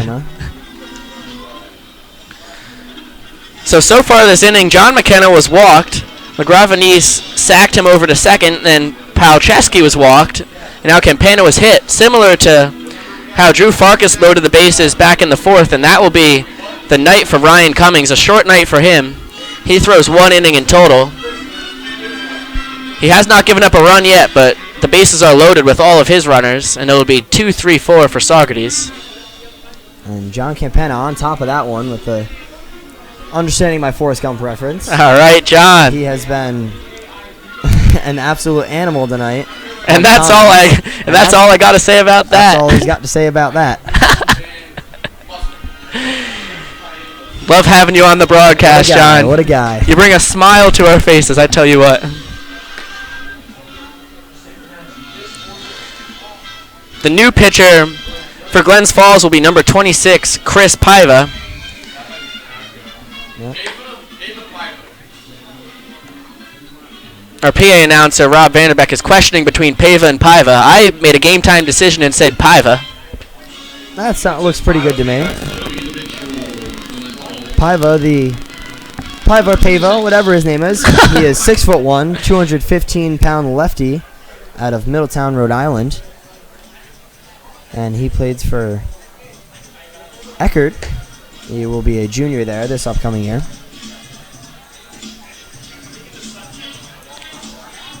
As he warms up and the Fresh Prince of Bel-Air theme song plays, we'll try and burn through some more comments. The comments have been terrific tonight. Mary Basesto says, "Woot woot, that is my son. Go Nick, see you tomorrow. Looking forward to seeing you, Mara." Stephen Meyer says, "Good jobs. Good jobs, Akins."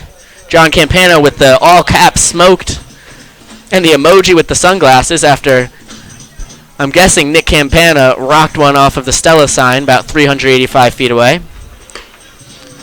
As Lenny Ortiz also commented, "Nice shot, Nick."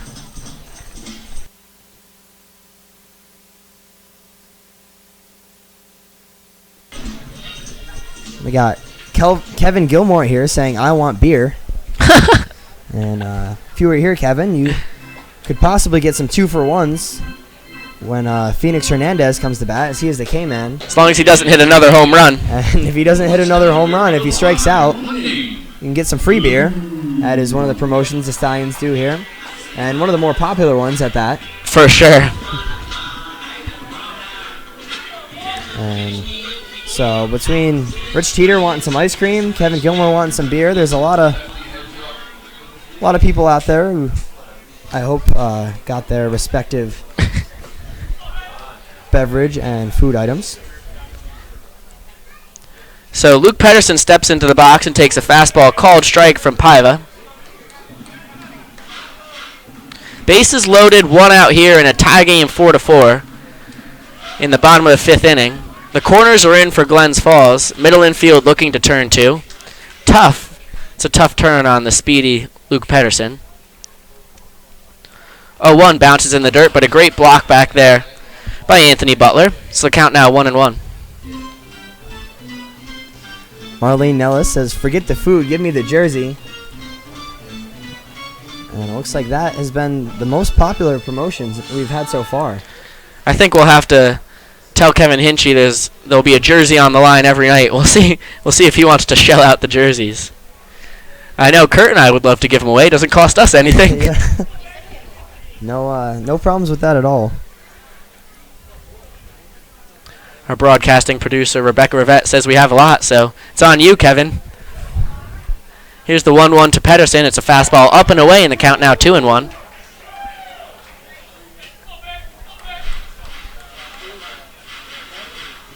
Madison Elizabeth Chicote, sorry if I butchered your last name, says, "Let's go Dragging." Got support from North Carolina. Great to see fans supporting Glens Falls from around the nation as well. As the 2-1 is fouled back over the grandstand, and the count now 2-2. And Pedersen in there shaking his head. He thought that was his pitch to hit. And now with 2 strikes, he's probably not going to get anything great. Going to have to choke up and try and slap the ball somewhere in the outfield. Ground ball up the middle, probably scores a run with his speed, as well as a fly ball to the outfield, as Kurt said. It'll be a 2-2 to Pedersen, and it's a balk. It's a balk, and a run will score. The runners will move to second and third. So the Stallions take a 5-4 lead. John McKenna will step on home. And a very costly balk there. That gets rid of the forced play at every base, except for first, of course. And it's now second and third. Stallions lead 5-4. And it's a very unfortunate way to give up the the run to take the lead for the Stallions. Not exactly sure what he did on that one. It might have been a little bit of a quick pitch. Didn't Looking at the replay, that's exactly what I think happened. What my guess would be. So here's a 2-2 to Pedersen. It's a swing and a miss on a bouncer in the dirt. He's jogging to first, and he will be out there. So that's a very costly balk. After the balk, Paiva able to get Pedersen swinging for the second out of the inning. And a good job there by the Glens Falls catcher, Anthony Butler, to make sure to look back the man on third before he threw it. Didn't want another run sneaking in there on him. So it'll be the deadly Matt Feinstein with second and third and 2 outs, and the Stallions with a 5-4 lead. He's 3 for 3 on the night with a triple, 2 singles, 2 RBIs, and a run scored.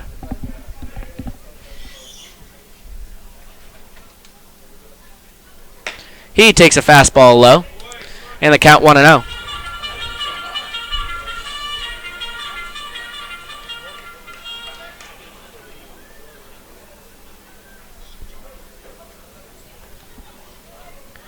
Here comes the 1-0 to Feinstein. Fastball low again. The count 2-0. Matt will be looking for a good pitch to hit here.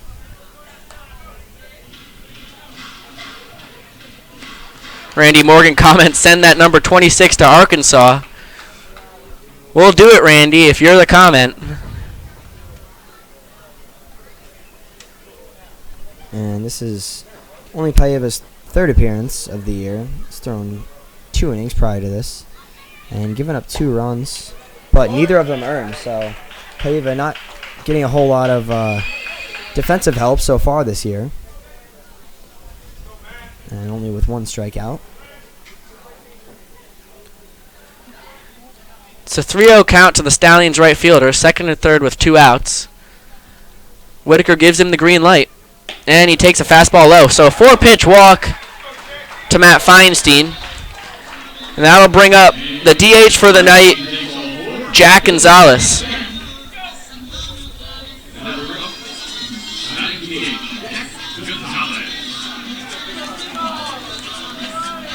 The Stallions scoring the run this inning without a hit between Cummings and Paiva. It's been 3 walks and a hit batter, along with the balk to bring in a run. As Jack Gonzalez, who's 1 for 2 on the day with a single, a pop out to third, and a hit by pitch, steps in and takes the 5th straight ball from Paiva.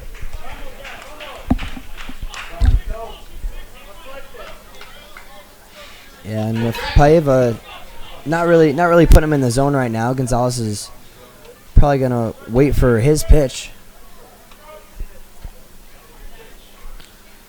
1-0, fastball high. That's 6 in a row, and the count now 2-0. And Anthony Butler is going to go walk out and talk to Paiva. And especially now, up in the count 2-0, Gonzalez is in the driver's seat. Really wants to look for something. His favorite pitch he likes to hit, and otherwise he should probably let it go and make Paiva work for this at-bat. Gonzalez, certainly a guy who can do a lot of damage. When you watch him in batting practice, it's common to see his balls go over the fence and off the wall one after another. Yeah, nice smooth swing. One of the more exciting guys to watch in BP, if I have to say. He has 1 double on the season thus far and 4 RBIs. And he takes a fastball low and away. Count now 3-0. We'll see if Whitaker gives him the he gives him the swing away. So all right, 3-0, bases juiced. Whitaker is not happy with a 1-run lead. He wants to score all those Stallions that are loading the bases currently. And I have to agree with his decision. We'll see if Gonzalez is hacking here. 3-0. He takes a fastball up and in. It's 8 straight balls and another run for the Stallions. They take a 6-4 lead. And that will pull the Glens Falls pitching coach as well to come chat with Paiva, as some action will also start up in the Glens Falls bullpen.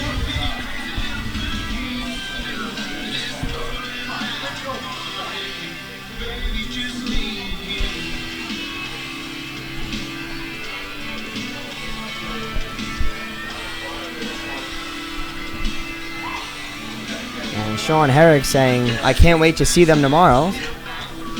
It's great to see that we got some people listening, but also coming out to the actual games themselves. It's a whole different experience. Thank you, Madison Elizabeth Seacott, for answering me. Her brother is on the Glens Falls Dragons, and I did, in fact, butcher her name. And now I know. That's an important name to know, is there's a family member on the team. So Andrew Taft will step into the box, the first baseman tonight for the Stallions. Bases loaded with 2 away. And he takes a fastball inside. He's got to be frustrated with that one, because that looked like the closest pitch he's thrown in the past 8. See if he can get it a little more inside. Taft 1 for 2 on the day. Takes a fastball at the knees for a called strike. He's unhappy with it. That ends the streak of 9 straight balls. Seems as though Taft unhappy with a lot of calls tonight. There's been at least one in every at-bat, but hasn't phased him so far, as he's had a pretty good night with a couple hits and a few RBIs. The big one, the RBI double off of the left field wall. Then he came around to score. The 1-1 to Taft is a foul tip off the glove of Butler. Count now 1-2. And an absolutely huge swing there from Andrew Taft. He was looking to put all those 3 Stallions coming home, and him as well. He was looking to make it a 6-run lead for Saugerties. And looks like he just missed it.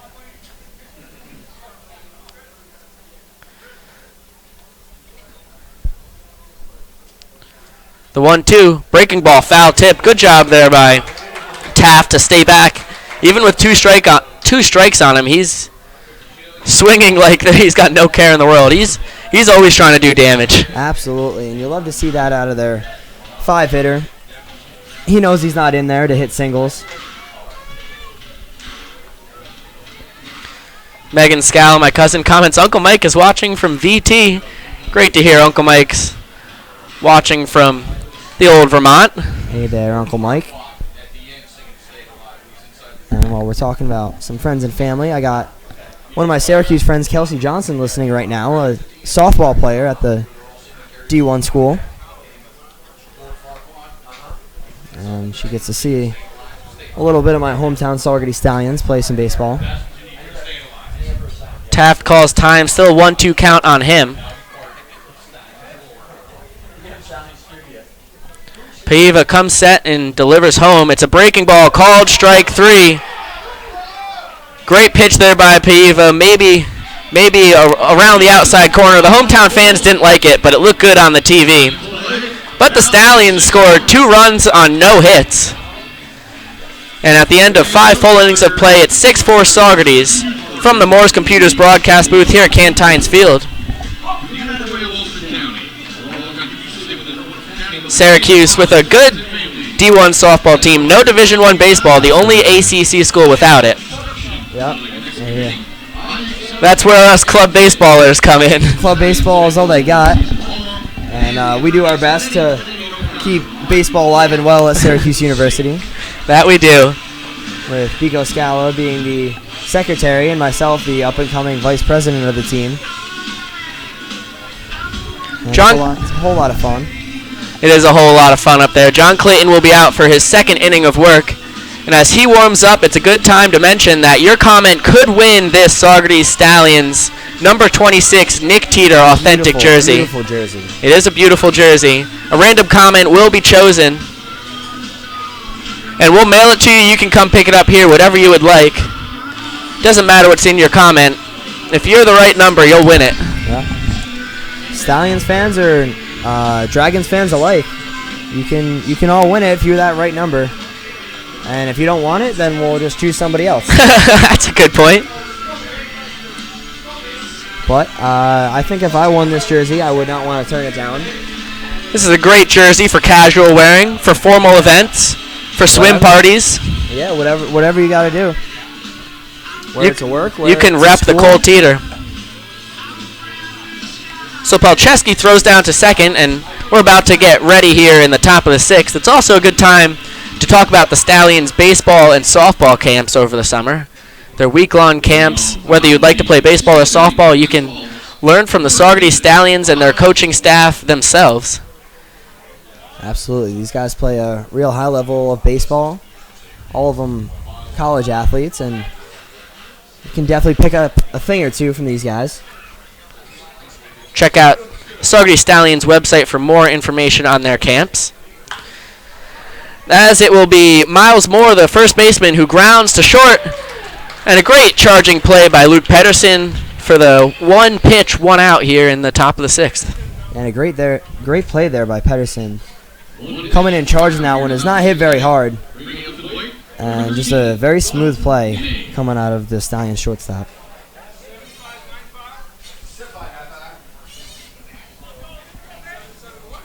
And that's going to bring up the 5-hitter, number 13, Dalton Ney.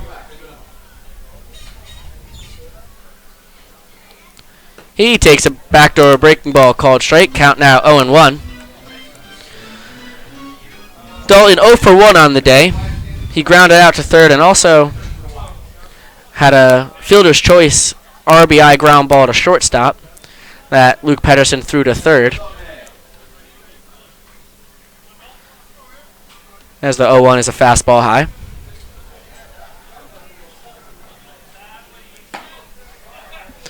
Backdoor breaking ball just misses the plate, and the count now 2-1. And Dalton Ney, one of the hotter hitters coming into this game for the Dragons. She was batting .333 through 5 games. With 6 hits and 4 RBIs. So a great start to the season for Ney. That was a huge cut on the 2-1 by Dalton. Here comes the 2-2 from Clayton. Breaking ball, swing, and a miss. And that's the third strikeout in just an inning and 2/3 of work for John Clayton.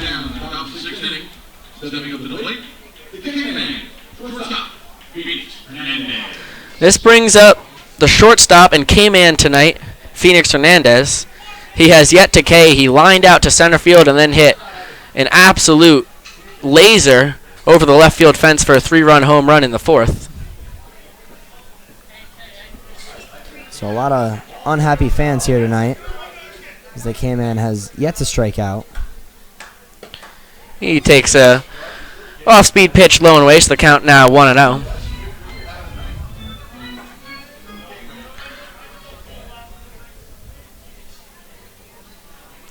The 1-0 pitch. Fastball fouled back over the grandstand, and the count now 1-1.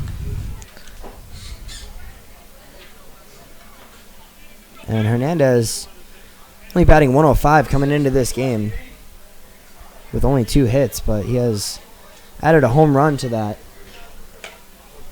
And looking to add something else here right now against John Clayton. 1-1, a fastball high. His home run was the 5th home run of the year for Glens Falls. Brennan Torres and Dalton Ney both have a home run apiece. And it's the catcher, Anthony Vaglica, who has 2 home runs himself, as the 2-1 is a breaking ball called strike. And now with 2 strikes, I just heard somebody from the stands yell 2 for 1. That's all they really care about right now. I think our PA announcer said it too. Our PA announcer. As the 2-2 is high, so the count will go full at 3-2.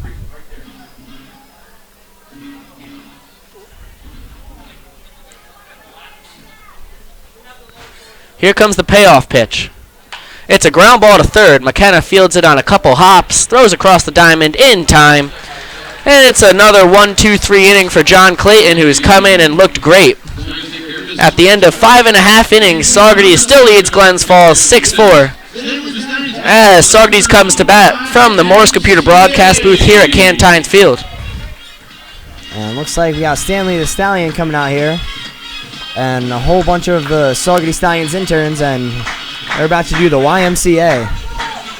Trying to get this home crowd into it. There has been a girl here, a young girl, probably around 5 or 6, who has been coming to every game and during the YMCA just ripping back handsprings. Back handsprings like crazy. I don't know how she doesn't make herself dizzy. We'll see if she's Pretty out there incredible. again tonight. I'd be very disappointed if she was not.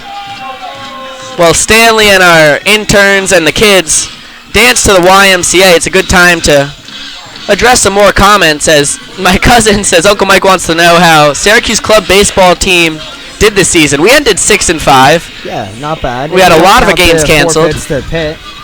Those are still very questionable. That is They questionable. canceled a few games on us. Ended the year with a nice 2 out of 3 wins against Cortland in Cortland. Absolutely, yeah.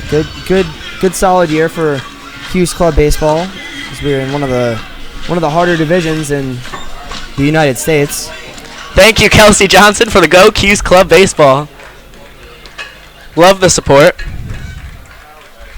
Kathy Reynolds says, if I win the jersey, I would give it to my husband for Father's Day. This is a great Father's Day present. That's absolutely great idea, Kathy. We're definitely rooting for you. Like we said, we don't want to play favorites, so we can't choose you particularly. We've got a lot of great suitors out here We're between the absolutely fans. rooting for you, and looks like Mara Bisesto has the same idea. So we're really rooting for you. It'll be the left fielder Connor Powers to lead off here against Chris Paiva.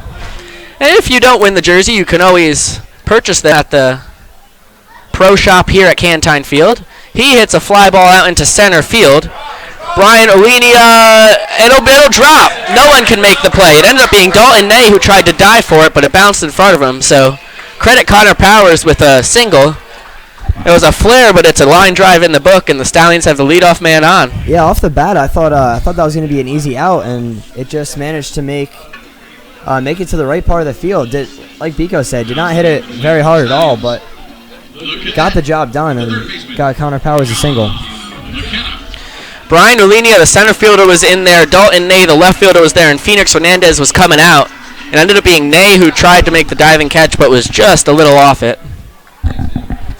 So that'll bring up the third baseman for the Stallions, John McKenna. He's 0 for 1, but he's also walked twice and scored a run. Connor Powers was 1 for 3 before the single. McKenna takes a fastball high.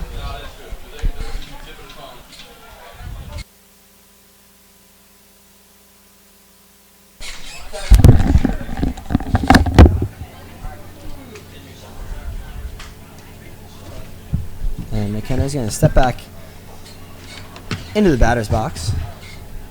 And the pitch from Paiva is a little high and outside for ball 2. McKenna showing bunt there, but pulling it back as that was way out of the zone.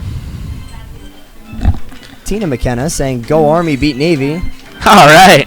as John McKenna up in the plate is a West Point man.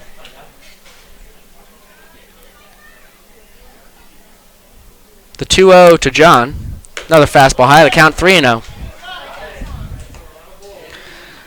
This was one of the first years in a long time that Army did beat Navy, if I remember correctly, in football. Absolutely. It was a very tough game on both sides. Came down to the wire. And Army just barely squeaked out the win. The 3-0, fastball high, so it's a 4-pitch walk of McKenna. And it's first and second, no outs here. Stallions look to build on their 2-run lead so far. It'll be Pat LaGravenese, the second baseman for the Stallions, to take his hacks against the lefty Paiva. And Paiva really struggling with his control out there. Doesn't look like anything's wrong with his mechanics. It just can't seem to find the zone. Trying everything he can to throw some strikes here. LaGravenese shows bunt again and fouls that one back off of Anthony Butler behind the plate. LaGravenese had a sack bunt in his last at-bat, too, just last inning. And he grounded out to second and short before that.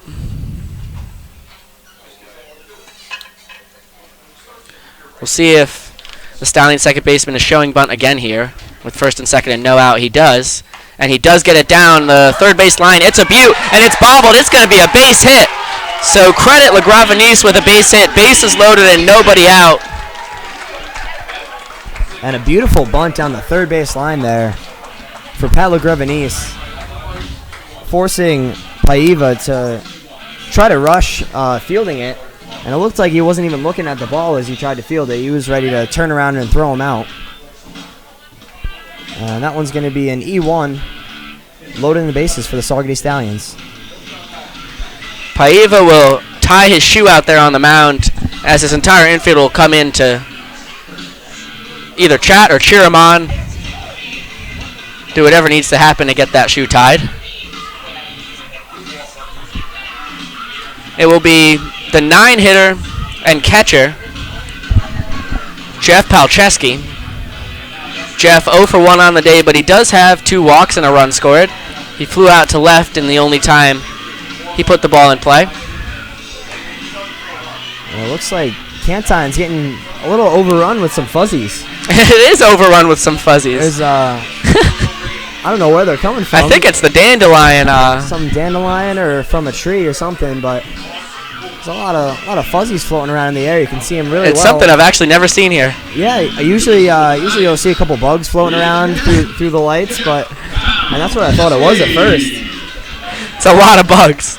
These things are really all over the place. And it's pretty wild. You can actually see them on the right now. camera as well. Just as we're saying, that one almost hits us in the face. Palczewski gets plunked in the side, and that's another run for the Stallions. Credit the catcher with an RBI. It's now 7 for Saugerties. And Paiva looking really frustrated out there, walking off the mound and slumping around a little bit. He looks like he does not want to pitch anymore, and I do not think he will be. As the Stallions coach, the Dragons coach is going to come in and make a pitching change. With that RBI hit by pitch, if you've been hit by a pitch, call Delvecchia and Kraft, your injury attorneys at law. They'll get everything straightened out for you. Or if you've been hit by most things. Probably, not just pitches. If you're hit by anything, give them a call, see what you can do.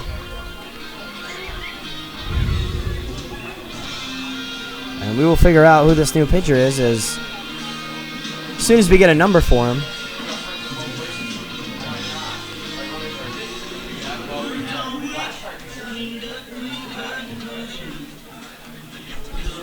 And it looks like it is number 30. Heriberto Casasola. It's a tongue twister. That was a tough name. Giving it a first shot. Heriberto Casasola. 5'10", 190-pound righty out of Panama City, Panama. So it's a long trip. Quite a far away from home. He plays for Reinhardt University. Going into his freshman year this upcoming season. That's our PA announcer, Rob Vanderbeck, who's coming in to ask us how he's going to pronounce the name. And his guess is as good as ours at the moment. Roberto, submarine pitcher with some good zip on his fastball. Coming in, seeing if he can keep these Stallions hitters a little off balance with the funky motion. He's thrown 4 innings this year and given up 4 runs. Only 3 of those earned, though, which is good for a 6.73 ERA, 2 walks and 3 strikeouts in the 4 innings pitched.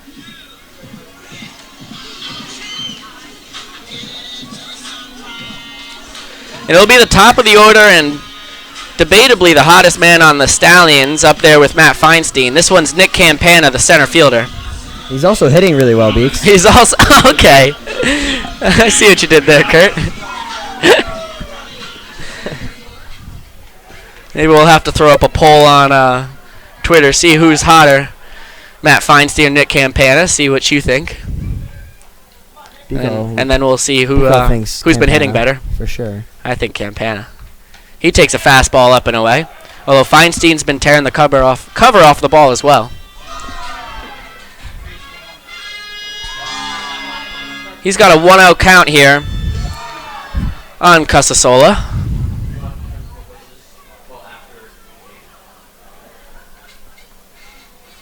He takes a fastball outside, count 2-0. Campana on the night, 1 for 2 with a booming double off the left field wall. He scored 2 runs, also walked, stolen a base, been hit by a pitch, and lined out to deep left center field. He takes a fastball high, and it counts now 3-0.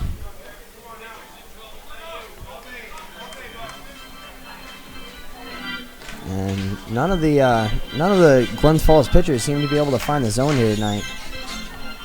Whole lot of walks coming out of them. And with the Stallions, 8 hits up there is definitely making them pay. The 3-0 pitch, fastball outside, so it's a 4-pitch walk of Campana. He picks up his first RBI of the game, and the Stallions take an 8-4 lead as John McKenna crosses home plate. Shortstop number 3, Henderson. That'll bring up the shortstop for the Stallions, Luke Pedersen. Luke 1 for 4 on the day with a single, a strikeout, and a couple ground outs.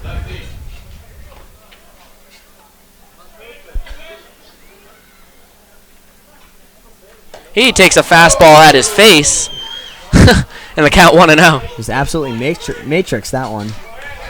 Had to bend almost all the way backwards to avoid that pitch. That was an impressive dodge by the Saugerties shortstop. I think he kept his feet planted too. Yeah, showing off his flexibility. Add difficulty to the move.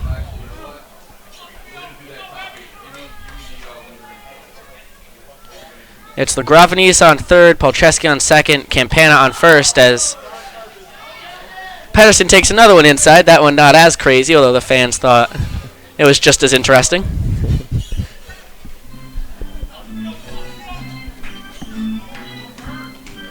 Corners in for Glens Falls. They'll look to go home. Middle infield looking to turn 2. Same situation as an inning ago. 2-0 pitch. Fastball. Called strike on the inside corner. That's the first strike for Casasola. Pedersen does this same little matrix move, hoping he could prompt a call out of the umpire, but it doesn't work out.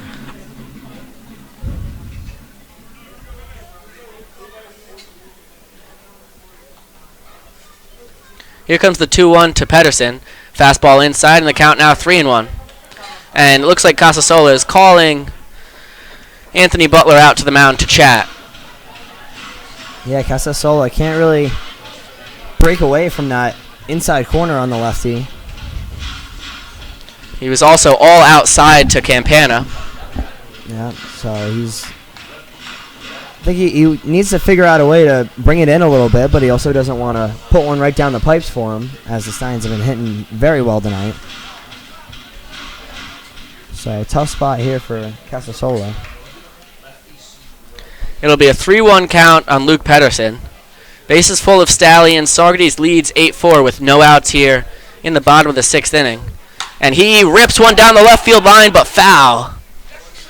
So we'll do a 3-2 count. Good piece there by Pedersen, just slicing out of the field.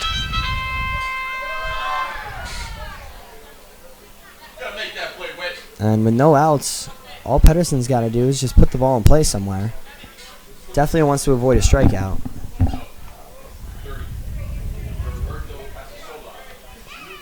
Casasola comes set, and he'll come home. 3-2, line foul down the left field line again. Another good piece by Pedersen, still late. And we'll do a payoff pitch again.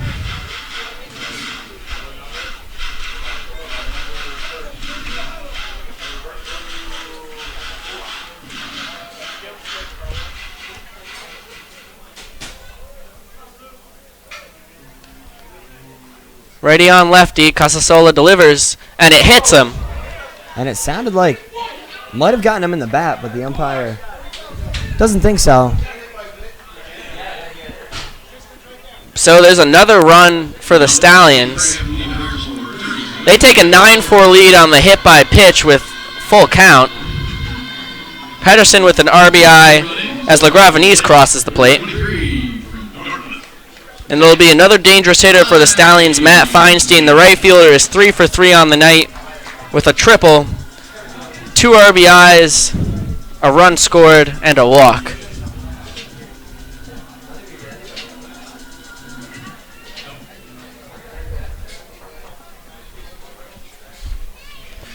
righty on righty now. A tough matchup for righty hitters against a submarine pitcher from the same side. That one's a fastball called strike at the knees. And Casasola looking like he's finally figured out how to throw some strikes.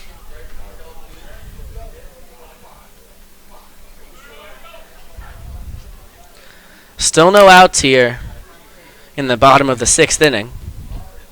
Stallions have already put 3 across this inning as that one breaks out of the zone. Count now 1-1. Good idea there from Casasola. Looked like it was a little off speed at the knees, trying to get Feinstein to chase.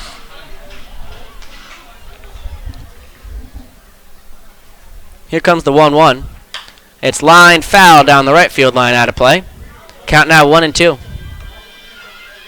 And when Casasola has been throwing strikes, it looks like he's got the Stallions hitters a little off balance, as Pedersen fouled a whole bunch down the left field line, and Feinstein just put that one down the right field line. So it is keeping him off balance, but he can't seem to figure out how to throw enough strikes to get him out so far. He's got Feinstein in a hole here. Pitches to play with. The 1-2 fouled at the plate, and it'll go down the first base line. So the count 1-2 again.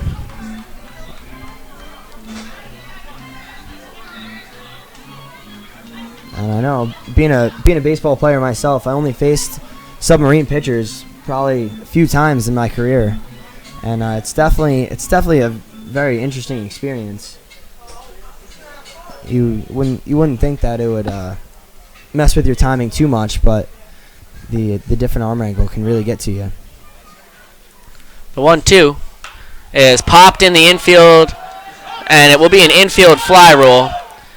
It is caught by the third baseman, Brendan Torres, anyway. So a big out there for Casasola as he gets Feinstein to pop out to third. And that'll bring up the DH tonight for the Stallions, Jack Gonzalez. And unfortunately, Feinstein couldn't bring one in there. Did manage to put the ball in play, but a pop out isn't going to bring in a run. And so Gonzalez, still with 1 out, has a chance for a sac fly. Just wants to put something in the outfield.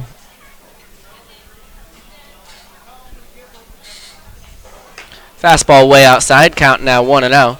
Good And stop there from the Dragons catcher, Anthony Butler. Though I think if that did actually get by him, it would have hit the brick behind the Stallions home plate and bounce right back. It's a tricky backstop back there. 1-0, fastball low and away, count now 2-0.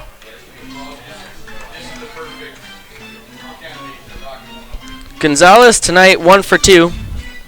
A single and a pop out to third. He's also been hit by a pitch and got a bases loaded walk just last inning in the 5th for an RBI. 2-0 swing and a foul tip into Butler's glove. Big swing there from Gonzalez. Stallions DH does not get cheated on a whole lot of swings. Absolutely not. Along with Taft, they take their hacks. Yeah, and that's what you like to see out of 4 or 5 hitters.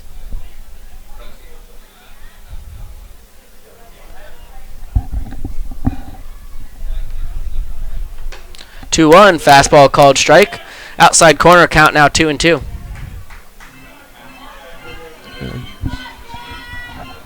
Good eye there from Gonzalez. Beautiful pitch by Casasola on the outside corner. Didn't think he can get a good enough piece of it to swing at, so he's going to wait for another. 2-2 count, 1 out with the bases loaded.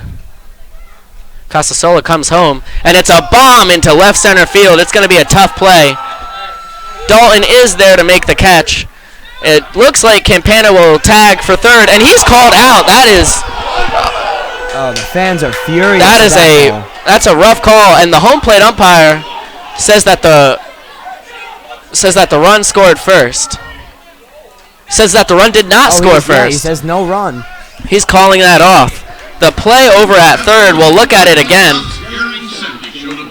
And that call looks to me like he was probably in there, and even if he was out, at least the run tagging from third base had to have scored on that one. And That call sponsored by Bob Gehring Septic. But nonetheless, they'll have to change the scoreboard. The scoreboard says 10-4. If the run did not score, the inning ends with 9-4. 3 runs scored from the Stallions on only 1 hit and a load of walks. So at the end of 6 full innings of play, Saugerties leads Glens Falls 9-4 from the Moore's Computers broadcast booth here at Cantines Field. Tommy Whitaker down there still in absolute disbelief of that last call, wondering what he should do about it.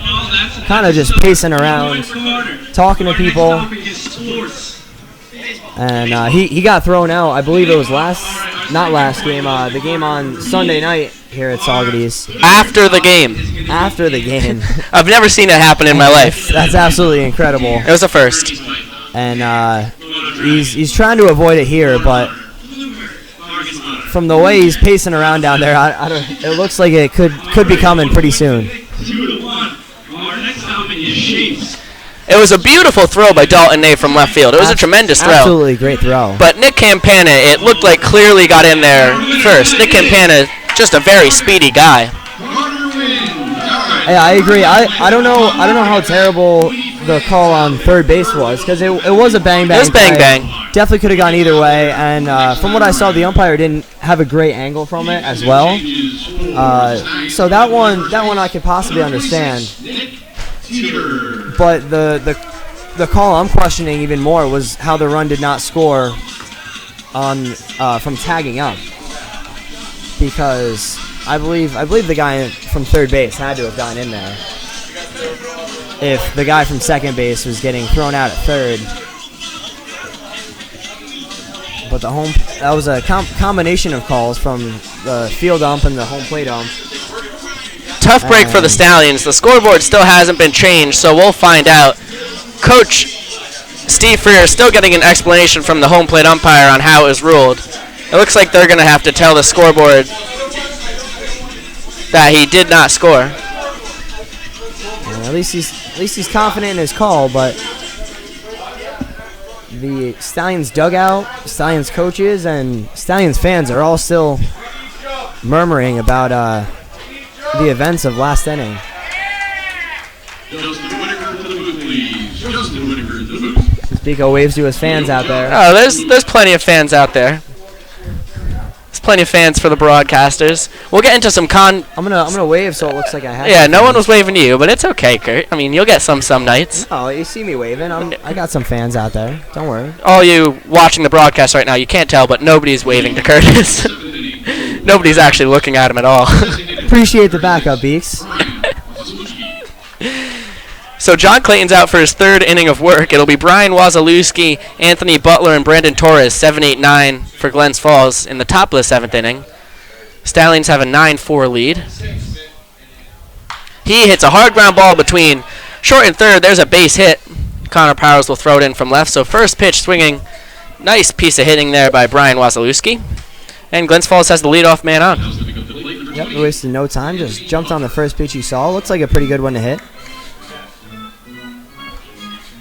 And John Campana giving me some love out there. He's waving to me through our. It was a little virtual wave, but I'll definitely take it. I guess virtual waves count, but can't beat the real thing, Kurt. That can't beat the real thing. Felt good. Anthony Butler, the catcher for Glens Falls, steps in, takes a fastball high. And Madison Seacott giving me a virtual wave as well. So looks like you're not as popular as you had once thought. Fastball called, strike count now 1-1.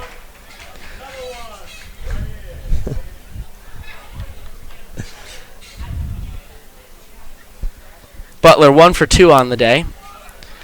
Singled back in the 4th inning and grounded out to Drew Farkas. Back in the 30, fouls that one back into the padding. Count now 1-2. A nice hack there from Butler. Looks like he might have just missed it.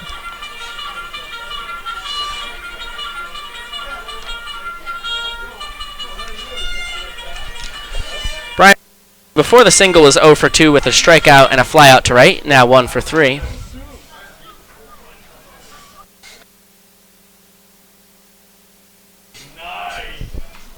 Wazalewski hasn't attempted a stolen base this year, as the 1-2 is out of the zone, and Butler does not chase. So they count 2-2.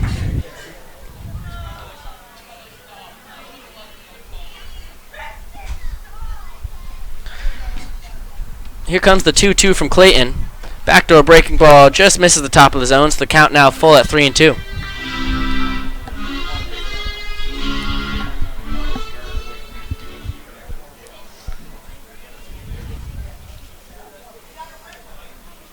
And with the 4-run bottom of the inning for the Stallions, John Clayton. Oh, fastball just missed the outside corner there. I thought that was strike 3. It looked good on the replay. Absolutely. And with the questionable call last inning, might as well keep it rolling for this home plate umpire. And that's going to put men on first and second for the Dragons. And with the 9-hitter up, usually if the game was closer, you might see a bunt here, but I think the Dragons might let him hit away as they are down by 6. Big swing and a miss from Brendan Torres, the third baseman. He's 0 for 2 on the day with a pop out to first and a strikeout. You're right, a lot of times if it's close you'd see the sacrifice, but First and second, move runners into scoring position for you, especially with your leadoff guy coming up.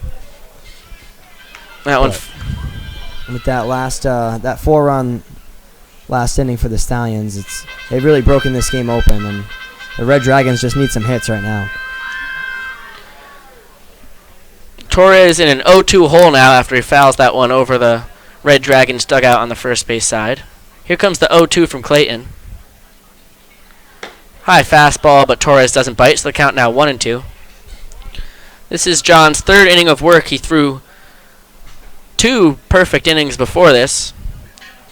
2 1-2-3s with 3 strikeouts. In a little bit of trouble here after the leadoff single and then the walk. Oh, that one. Breaking ball just missed low and away off the glove of Palczewski, so the count now 2-2.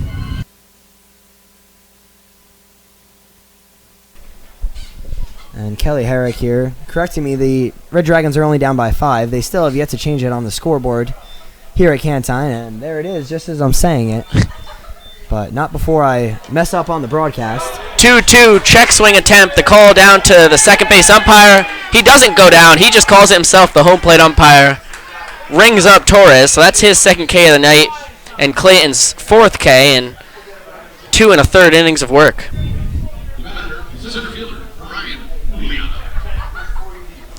Big strikeout there by John Clayton with first and second at nobody out. So now there's first and second, 1 out for the top of the order and center fielder Brian Uliana, who takes a fastball just a little low and outside. Count 1-0.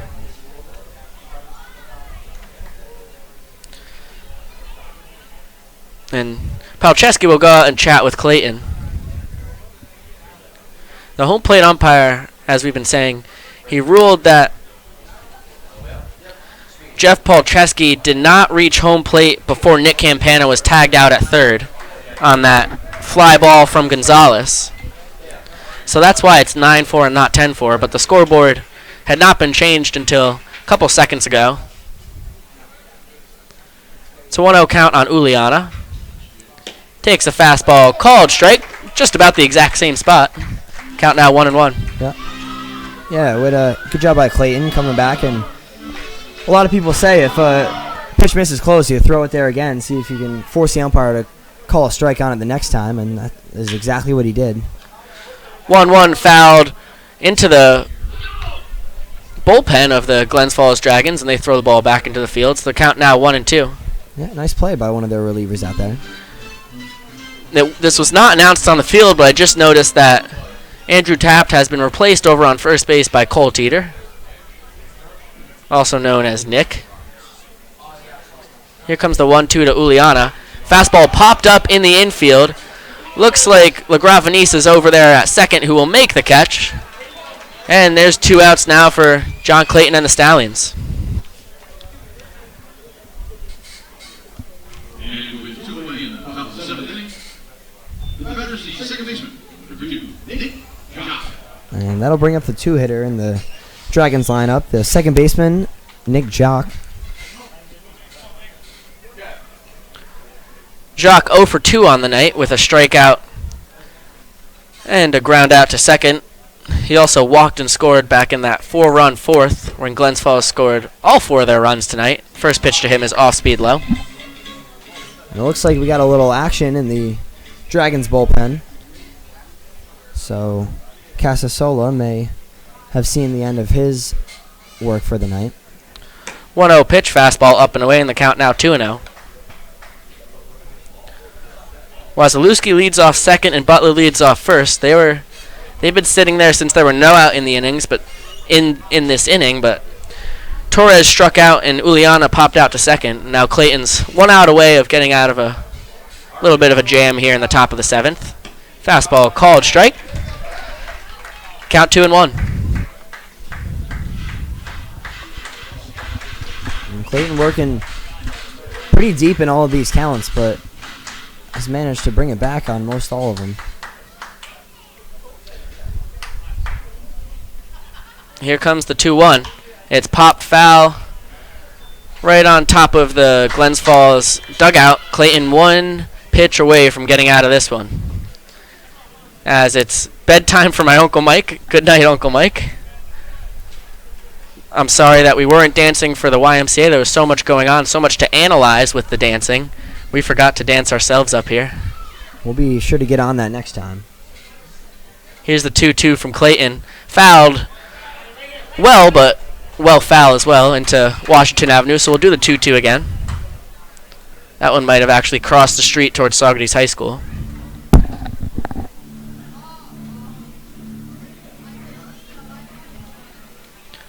Stallions lead the Dragons 9-4 here in the top of the 7th. Here's the 2-2 again. Popped foul again. That one over the backstop. Good at bat here by Jock. Making Clayton work to get this last out of the inning.